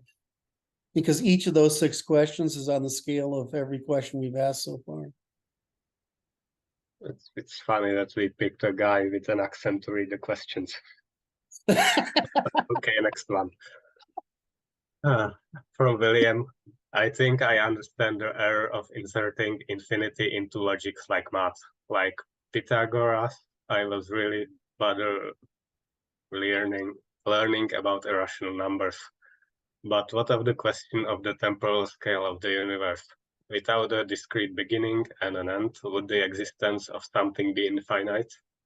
My answer is this is actually the correct use of infinite, to say a process will never terminate on its own. The only conceivable end to the model of the universe based on evolutionary computation is that it becomes completely stable and no further change. That is, computation occurs, which is a more extreme version of heat death of the universe. Yeah, there's too many assumptions in there. The original, sorry, what? Sorry. No, I mean, whose question was it? Williams. I'm not sure which Well, Williams. it's not your fault. Then you don't have to apologize. So there's too many assumptions in there. Did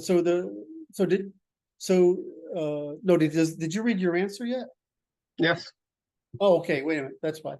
Okay. So your answer was what I mean was the question assumes too many things, right? So in your answer, it's correct. The simple answer is why does a measurement become infinite? Because it can't be. So when you take a what? That was perfect. That's all you have to say, man. It's like, well, why do you talk about unmeasurable measurements? What's the purpose of the utterance? Infinite measurement is that you start measuring and never finish. Well, the size of the universe is 1, because that's the baseline. We don't know what we don't know what 1 is corresponding to. So I just want to explain how this happened in the infinity happened in mathematics.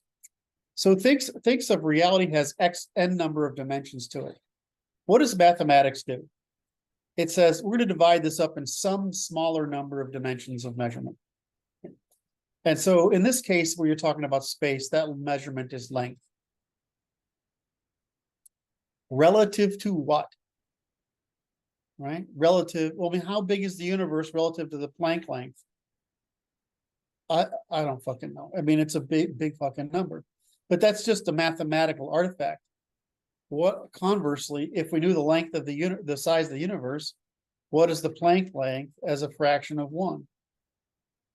Right? It's just math. So the reason infinity comes out is unevenly all decimal places, right? Which is where this comes from, decimal places, all right, or fractions, is a ratio. Well, some ratios aren't solvable. In other words, there's no means of producing a ratio. So that doesn't happen though when you're with a yardstick, right, or a ruler, or even working with tenths of an inch, because when you apply the number to a context, right, now you've got a limit. That limit is the utility or the decidability of the measurement. At some point, there's no difference between 0.99 whatever and 1, right? Right? So what the word limit means is context. Right? And so what we're saying is numbers keep doing this because they're context in other words, we divide numbers into an imperfect ratio where it goes on infinitely because there is no solution. Right? All that means is it's unsolvable. What does the infinity symbol mean? It means I don't know the fucking limit. That's all it means. It's the unspecified limit. Well, why do we do this in abstract mathematics? because that's the point of abstract mathematics, is scale independence. When I apply mathematics to a context, it creates scale dependence. It identifies the limit and imposes that limit on my minimum marginal difference. You haven't heard about these jokes before. It's like, haven't you heard about moving halfway across the couch to put your arm around your girlfriend and you never can get there because no matter what you do, you're only moving halfway closer? Well, that would imply that there wasn't a marginal indifference of each additional movement, because now you've reached the limit of what's necessary to put your arm around her. Right? I mean, It also removes the dimension of time. What? It also pretends like it's all not happening in time. Right. So the point here is that infinity is a useful tool for saying I don't effing know. Whatever when this is applied, whatever point of marginal indifference is applied is necessary at this scale, then use that limit. It basically means X or limit.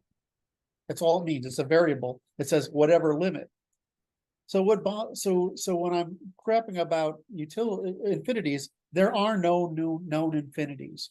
We can't say the universe is infinite. It's probably not. It's probably just infinite for our purposes. Okay. It just means unknown. So that's all infinity means, is I don't know the limit. Without a context, which means a scale, because of scale independence. Excuse me. Go ahead. And you don't need to account for existential possibility or energy source for continuing the operation that actually measures anything. So okay, now you're taking it all the way. This is the thing that mathematicians are temperamentally or constitutionally blind to, because they don't have to account for existential possibility, they don't have to account for constructibility, they don't have to account for energy source for the operation of measuring anything. They can just assume the continuation ad infinitum. I mean, they don't have to state the limit. So let's talk about the dimensions of reality that mathematicians, in other words, think of math as a grammar. What dimensions are taken from the grammar of reality to process it, right? Well, if you take away context, then there's no limit. If they take away time, then things can go on forever. If you take away energy, then things can go on forever. If you take away operational sequence, then things have no cost, no time, nothing, right? So they're removing all these dimensions from reality. And so what that does is that lets them work with scale independent ratios, which is good, right? But in other words, it tells us lots of things about ratios, etc. But in the end, if it doesn't have a context, is it meaningful? Right? So this is one of those things of, please go from problems to books, not books to problems, right? And so what's happened with mathematics is some of it turned out to be really useful, right? And some of this some higher mathematics turns out to be useful, because the problem with all mathematics is actually producing what we would call a context, but they would call a baseline. So most higher mathematics is saying, how can I take this and create a projection on a 2D space so there's something I can measure against? Right? I need a constant to measure variation from. And they say, okay, now I can spin this around and I can use that projection as a base. And by moving these things around and getting these baselines, I can say, well, that projection moves these things to produce that. They're there for all these points, follow the same geometry, etc. So math gets very complicated when you add up all these things. So the next thing mathematicians do is they confuse us by saying dimensions, right? What does a dimension mean? It means a baseline of measurement. That's all it means. Now I can't explain this here in this channel, but why are there 3 dimensions to the universe plus time? Because there's no way, just like you have a triangle, right? You can move the dots of a triangle around it's still an F a triangle. But the minute you try to add a 4th one, you need memory. What's the matter, Brad? You always laugh at me when I talk about this subject. So the universe can't have more than 3 dimensions because it can't think. I mean, it's that simple. So it has to go to the 4th dimension, which is time. These are just systems of measurement. Why did that make you guys laugh? I just It's have one to of those things say that's so fucking obvious to me. I can't believe it's. I was just wondering, the reason I was chuckling the first time was that I was wondering if effing qualifies as cursing to the AI. That was number one. But then number two is I don't limit my chuckling to this particular subject. Okay. Expressions, just Okay. for the audience. Well, Maurice was laughing. Why was that? I was laughing because you said I can't explain, and then you go on to explain. Oh, well, no, I can explain it at that level, but I can't explain it. God, you guys are just such ass kickers. I mean, it's the lowest level of precision I can give without doing stuff that's just incomprehensible. So I'm sorry. This is what life is like in this organization. We should get Michael on here sometime. We can do a math special for the really nerdy kids that. Yes. Yes, that would be awesome. Yeah, and they don't know this, right? So they don't know we have people in almost every field, do they? They really don't. They don't. The audience doesn't know that we have people in most fields. Okay. Hey, Curt, did we skip question number 10? I don't know. I can't see question number 10. I'm counting on you, wizards. Yes, sorry. Right. Yes. What are the practical benefits in day-to-day life that accrue from practicing the method, speaking operationally, and understanding natural law? Great. And this was from me. First of all, Martin, read your answer, and then I want to hear what I Brad don't have said. one for that. Okay, Brad, what's the benefit? First of all, let me answer one question. We don't speak operationally, right? We understand operational prose, right? We may write equations, we might write things down operation, but you hear us speak, we're speaking. It sounds like English, right? Mostly. So, Brad, what's the benefit of knowing how to do the work? To me, the benefit is being able to understand the underlying principles of human behavior and operate within that realm from first principles to achieve efficient results. And that's the effect is it cuts through a lot of nonsense and allows you to short circuit to an operating outcome that's desirable by both parties to cooperate with someone. That's the least emotional example you've ever given of this question. So I'm gonna riff off that. Here's what I've heard you say before. The world just makes sense, right? Now that the world makes sense, people's behavior makes sense. And you don't have to get angry at them anymore because, you know, they're just bots and they're doing the best they can to get through life. But you now have the ability to express your ideas further so that you're not frustrated in explaining your ideas to other people. And that you can assist people in their journey because you're able to communicate in terms they can understand how to help them on their journey, which helps all of us. So I'm going to be sarcastic, humorous for a second. For me, it's like, I was like, how can I talk to you fucking animals, right? I mean, I need clicks and something. That's really how I thought, right? I mean, it was just horrible. But what it's allowed me to do is to put into words, as despite Maurice just teased me about talking about dimensional differences in space and memory, it expressed my thoughts in a way that I can reach more people. So Maurice, you raised your hand because you wanted to say something. Yeah, I mean, this question came from me, and I thought it would be helpful for people to hear it and to hear the answers to it, of course. My own answer to that is that mindfulness was one big one, meaning that I can pretty perfectly now or pretty comprehensively assign my attention to things that are worth my attention. And I don't spend it on things that are not worth my attention because I know that if I go down that road, I will waste it on somebody who is not receptive to the things that I will say. And so in those instances, I can just rely on the typical means of persuasion or of defense to keep them away from me enough that I can do the things I want to do, and that's it. And if they show themselves receptive to influence, then you can help them first understand in the first place what they actually care about, which lots of people don't, or at least they heap on top of what they actually care about all kinds of assumptions for what that means about how they have to go about their lives now. And then you can help them take away that craft, and then they can proceed actually with much more energy because they're not spending their energy on things that don't matter.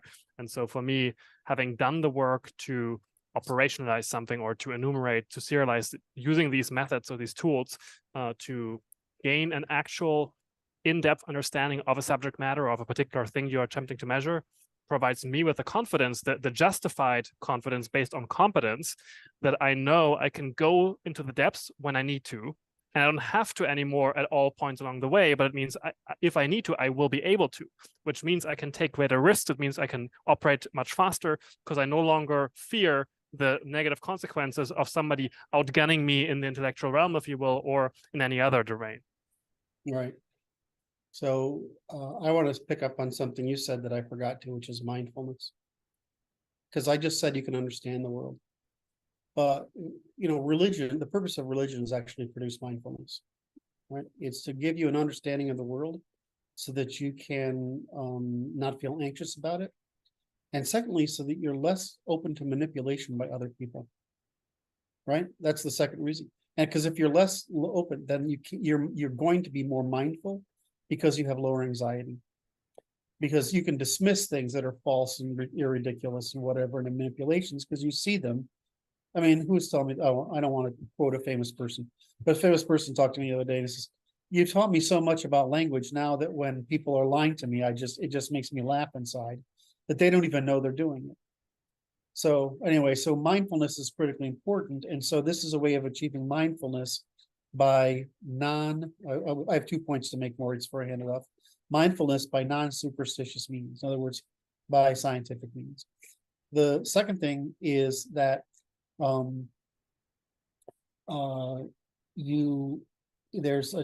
is a question, though, of how much you want the utility to achieve what you want versus to insulate yourself from abuses that other people want to put upon you.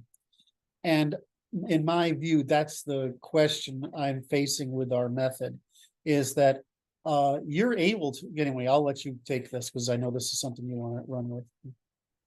Yeah, I mean, this is exactly what I was going to say, which is that when you practice this, you will be naturally able to rise to the station that you are capable of actually holding, rather than being locked into a lower stage or state or role than what your genetic, cultural, familial capital would afford you, if only you practice this because you're no longer spending energy on things that don't matter, and you can spend them on things that do. And you're no longer affected by things that don't matter. And you, because you understand the first principles, and because you then learn experientially how to apply them meaningfully in actual cooperative pursuits, you can then actually engineer cooperative arrangements that actually can work and then do produce surplus. And so lots of the time people, they don't understand why the institutions or the organizations that they are a part of work. And so they cannot take on actual responsibility, actual leadership, because they're blind to what all the conditions are for it to work. And so when you do, you can actually rise inside organizations, or you can even create your own organizations when you understand them and when you gain experiential competence in them. Mm-hmm. I know this is an interest of yours. I think you brought up something else, which is I don't think is obvious or that we talk about, is we actually talk about the entire scale, from the individual to the intersocial to the sexes to the classes to the elites to the polities to the civilizational differences. And when we do this, one of the things that I don't know if we've overcome, but it seems to be evident, is that I noticed that one of the problems most people have is they have no perception of working in organizations at scale, right? And if they do, they don't understand the organizations, as you just said, and how they function. And by explaining these different these different behaviors, you give people to understand why organizations work the way they do of all scales. Now, we focus on political, social, political, and civilizational orders, but there's no reason you wouldn't apply it as you have to cooperative economic or business or industrial orders. Yeah, I think another benefit that's unstated but also extremely important is it can depoliticize or de-escalate disagreements, because you have an actual measure by which you can judge whether something you're involved in is productive, reciprocal, and so on, or not. And you can actually teach the people around you how to evaluate whether what they're participating in is useful overall, and then to judge their participation against that measure. When they don't have that, everything devolves into how can I get what I want or what I and mine want, regardless of the consequences for myself, for others, and for the overall conditions we all rely upon to have any cooperative enterprise whatsoever. Right. Okay, am we missing anything from the chat, Francis? No significant questions in the chat. Okay. I'm willing to go another 10 minutes. How about you, Martin? You're gonna give me another 10? Sure, no problem. More question? Okay, let's go to question 12.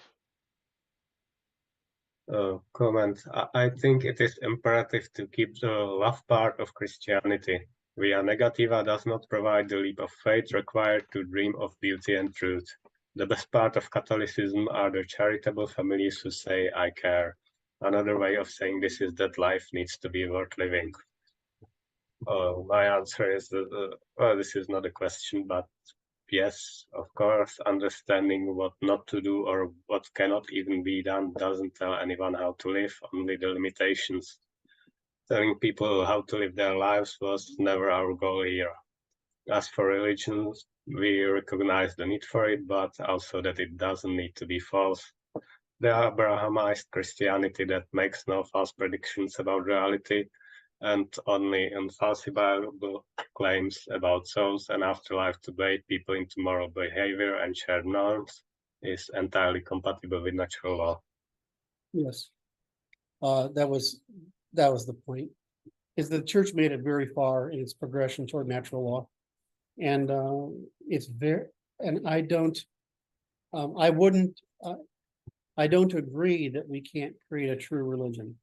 In other words, but I don't agree, and I would disagree that we absolutely must.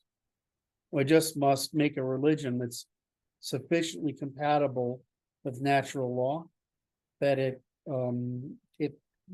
doesn't contain falsehoods about the world, and instead contains ambitions about life. And so that's not particularly difficult to do. In fact, I know Brad and I would love to get to the point where we can actually work on this question. There's other people who would too. We've spent an inordinate amount of time on it. As I've said before, religion was the hard problem of social science. It was way harder. It was the hardest problem by far.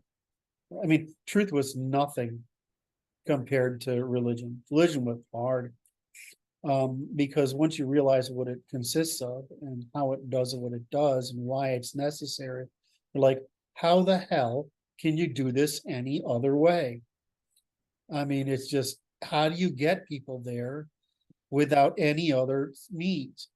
And what you do is you say, well, all the church needed to do when Darwin came about and said, yeah, we were right. Right, we got to come with the details wrong, but by and large, we've been right. We've been right for a couple thousand years, and we're going to continue to be right. And so, just God is nature, God is the universe, and the mind of God is expressed in the universe. And Jesus told us how to live in this universe, and with each other in this universe. And natural law is our observation of what we have to do, and Jesus's teachings are how we tolerate it. The church could have just waved the flag and claimed victory, stood on the mountain and said we were right. Why they didn't is going to be one of those things that I don't want to investigate, because it'll depress me. But it's just one of those things where it's so obvious that, and you can look at Christianity, you can say, look at the consequences of Christianity in producing high trust societies versus other religions. There's no fucking comparison. Because what's it doing? It's doing a simple thing. I'm going to treat you as if you're one of my kin, right? Which I'm going to endlessly forgive you until I can't, right? Right? And I'm going to tolerate your being a stupid animal, and I'm going to kill you with kindness until you eventually realize it's just easier to be kind too. Well, Now, to be fair, there's something to do also with the demographics that became Christian. Well, of course, yeah, okay, but let's look at Africa. All right, we got sub-Saharan Africa Christian populations. They're really a synthesis of American Protestant chain store fundamentalism and African religion in a synthesis, right? It's fascinating, but is it working? It works. I'm sorry, it fucking works. So I can't really get away from it. Yet if the people who criticize modernity as the end of religion, well, I disagree in the sense that they mean religion, but I agree in the sense that there's no longer continuous positive reinforcement of the Christian ethic against the temptations of selfishness and the abandonment of charity to the state as an irresponsibility of the individual, instead of the continuation of charity, which happened to be what kept women busy. Thank you very much, and out of our hair. And so that was a very, sorry, I did that just to get a smile out of you, Martin. That was good. I got that. Anyway, all right, Maurice. I just want to add that Christianity only succeeded on the backs of Roman imperial legal capacity.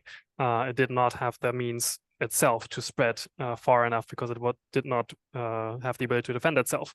And so Christianity operates in a cultural environment best when there is already an existing legal system that it itself does not have to create or animate. Right. So that's beautiful. So the something I've been on, and I think the Christians were right about, is deliver unto Caesar and deliver unto God. Right. In other words, the matters of state and law are the matters of state and law. Matters of social and moral are questions of God. And I think this is a great division of labor because it prevents the conflation of the two and the interference of one with another. You know, fundamentally, the purpose of the state is limiting, and the purpose of religion is pedagogy and care. Those two things are best left separated, just as the two sexes are best left to do their goods separated. What else did you say? Yes, so I don't want to riff off anything else. I mean, I could talk for an hour about what you just said. It also works in the African context because they don't have large-scale civilizations that need lots of legal scaffolding to maintain that capacity to cooperate at scale, and therefore it just stays in the context of the family and the tribe. Yeah, but we can see that if you take on Christianity long enough, it does facilitate the production of those institutions because you facilitated the production of trust. It repairs the demographics if you adopt it. Yeah. Yeah. I'm waiting for Martin's reaction that repairs the demographics. I agree with you, but I'm just thinking there's guys that are going to say it's hopeless. It's not hopeless.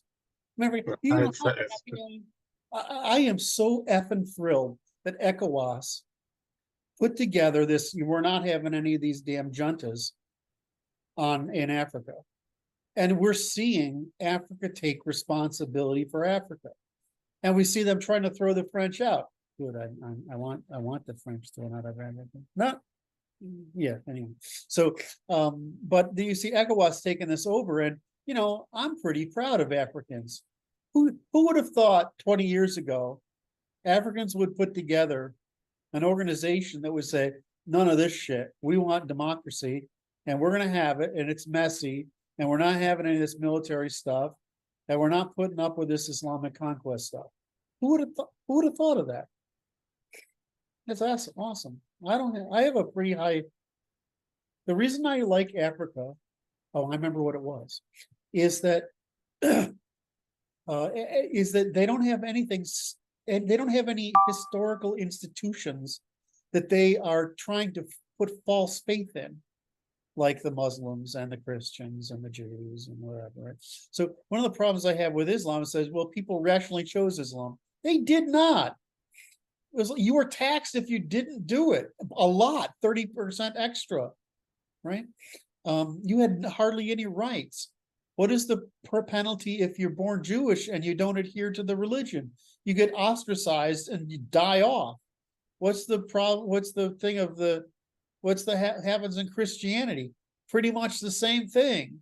You know, how did Christianity spread? It spread by the sword. Kings put people under the sword to spread Christianity. They didn't adopt it. You know, some people did. Some people adopt every damn stupid thing that rolls by. But these religions are spread by force. In that context, it was entirely rational to adopt it.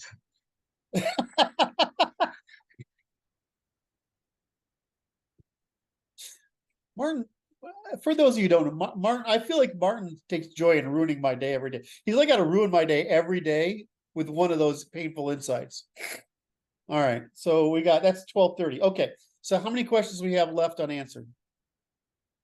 2 more and 2 One that we also Yeah, left so we off. basically need to carry over like 5 questions into the next section because we have 2 Fine. before that we Fine. skip. And some folks also asked a question on chat. I asked them to add it to the doc later. Great. All right, kids. Did we do today? I'm starting to get tired, so that's why I really want to set it down. So how did we do today? Was this pretty good? I think we did great work today. I think it was better than last time. There was no Andrew tape shouting. I kind of enjoyed that, really. I don't know. Why did I? I just want to comment that my presence here and my ease and comfort with actually showing myself and talking as part of this demonstrates the legitimacy I ascribe to the Institute, or the recent, let's say, increase in legitimacy and public stature that is coming along with a willingness to assume more responsibility for the public-facing image. And that is, to me, a sign that we're moving in the right direction. I think more and more people will be able to show their face and willingly do so because we are seeking out the conversations with people across the spectrum, and ourselves hold us to a higher standard for how to conduct ourselves and others in the public eye. So this is the reason why I'm feeling comfortable being here now. Thank you, Maurice. So can I issue an apology? All right. So you got to understand the way I work is prosecutorial. In other words, so my research method is definitely offensive. I'm sorry, but it's only way to produce good. The good we've produced is by doing all those things that were offensive, because it's all the things that really matter are the things we don't want to talk about, object to talking about, are offended by. Those things provide extraordinary insight. And so it's only offensive to those people that claim prosecution is persecution. Well, I mean, I beat up, who didn't I beat up? Right, I investigated everybody. I mean, I started out with the libertarians, I beat up the Christians, I beat up the white nationalists and the Nazis, I beat up the left, I beat up the civic national. I mean, why is that? Because I have to get at why they think like they do, because reported information is false. People always self-report by whatever story that most justifies whether it's real or not. But if you learn how you want to study how people lie, cheat, steal, misrepresent, persuade, and whatever, you have to go after them on a ground they demonstrate their behaviors. So Maurice, I thank you for your kindness, but I mean, nobody who knows me thinks I'm like a bad person, right? I mean, probably the opposite. Yeah, and the only reason why I didn't show myself more in the public eye in association with this group is because I have other political assets or political capital to protect by the impact that it would have on that. And so now I feel that it's ready to shift that pattern. And also Right. my own agency and my own capacity to safeguard my own capital has increased dramatically, meaning that I can fend off assailants who would otherwise have taken me out, or would have imposed undue and disproportionate costs that I would have to go back and recover on my own. And so Yes. that's no longer the case. Well, I mean, I'm lucky I have the freedom to do this, right? I mean, you can't, if I was in the academy, you think I could do the research I've done? I mean, the research method of social media didn't exist before 20 years ago. You couldn't do this kind of research. It would be prohibitively expensive. And you couldn't even vaguely guess at getting at the honesty of it, right? You couldn't get the truth of it. So I paid a cost, Maurice. I mean, I think you probably know this. It was emotionally and psychologically harmful to me to do what I did for those years. I mean, I had a really hard time with it. I've been there watching you all along, suffering from it. It's hard for me because I'm not that kind of person, right? I don't want to be in conflict. I don't want to get people mad at me. I don't like saying things that people disapprove, but if that's what's the research required, that's what I had to do. But anyway, I thank you for that. And hopefully more people will feel less uncomfortable joining us as we demonstrate, because you can't argue with our solutions and be a good person. Not uncomfortable, just impractical or Yes. irrational. Yes. All right. Anybody else got any closing statements? Brad, you're not going to say anything? Message from the chat on YouTube. Shout out to Bradley, looking good and clean. Thank you. Thank you to the audience. All right. I want to thank everybody for being here. I really enjoyed everybody's participation. I hope the audience learned something. Hopefully we can turn some of these into clips and spread them around. Thanks a lot for the Q&A, and the office hours are over. Bye-bye.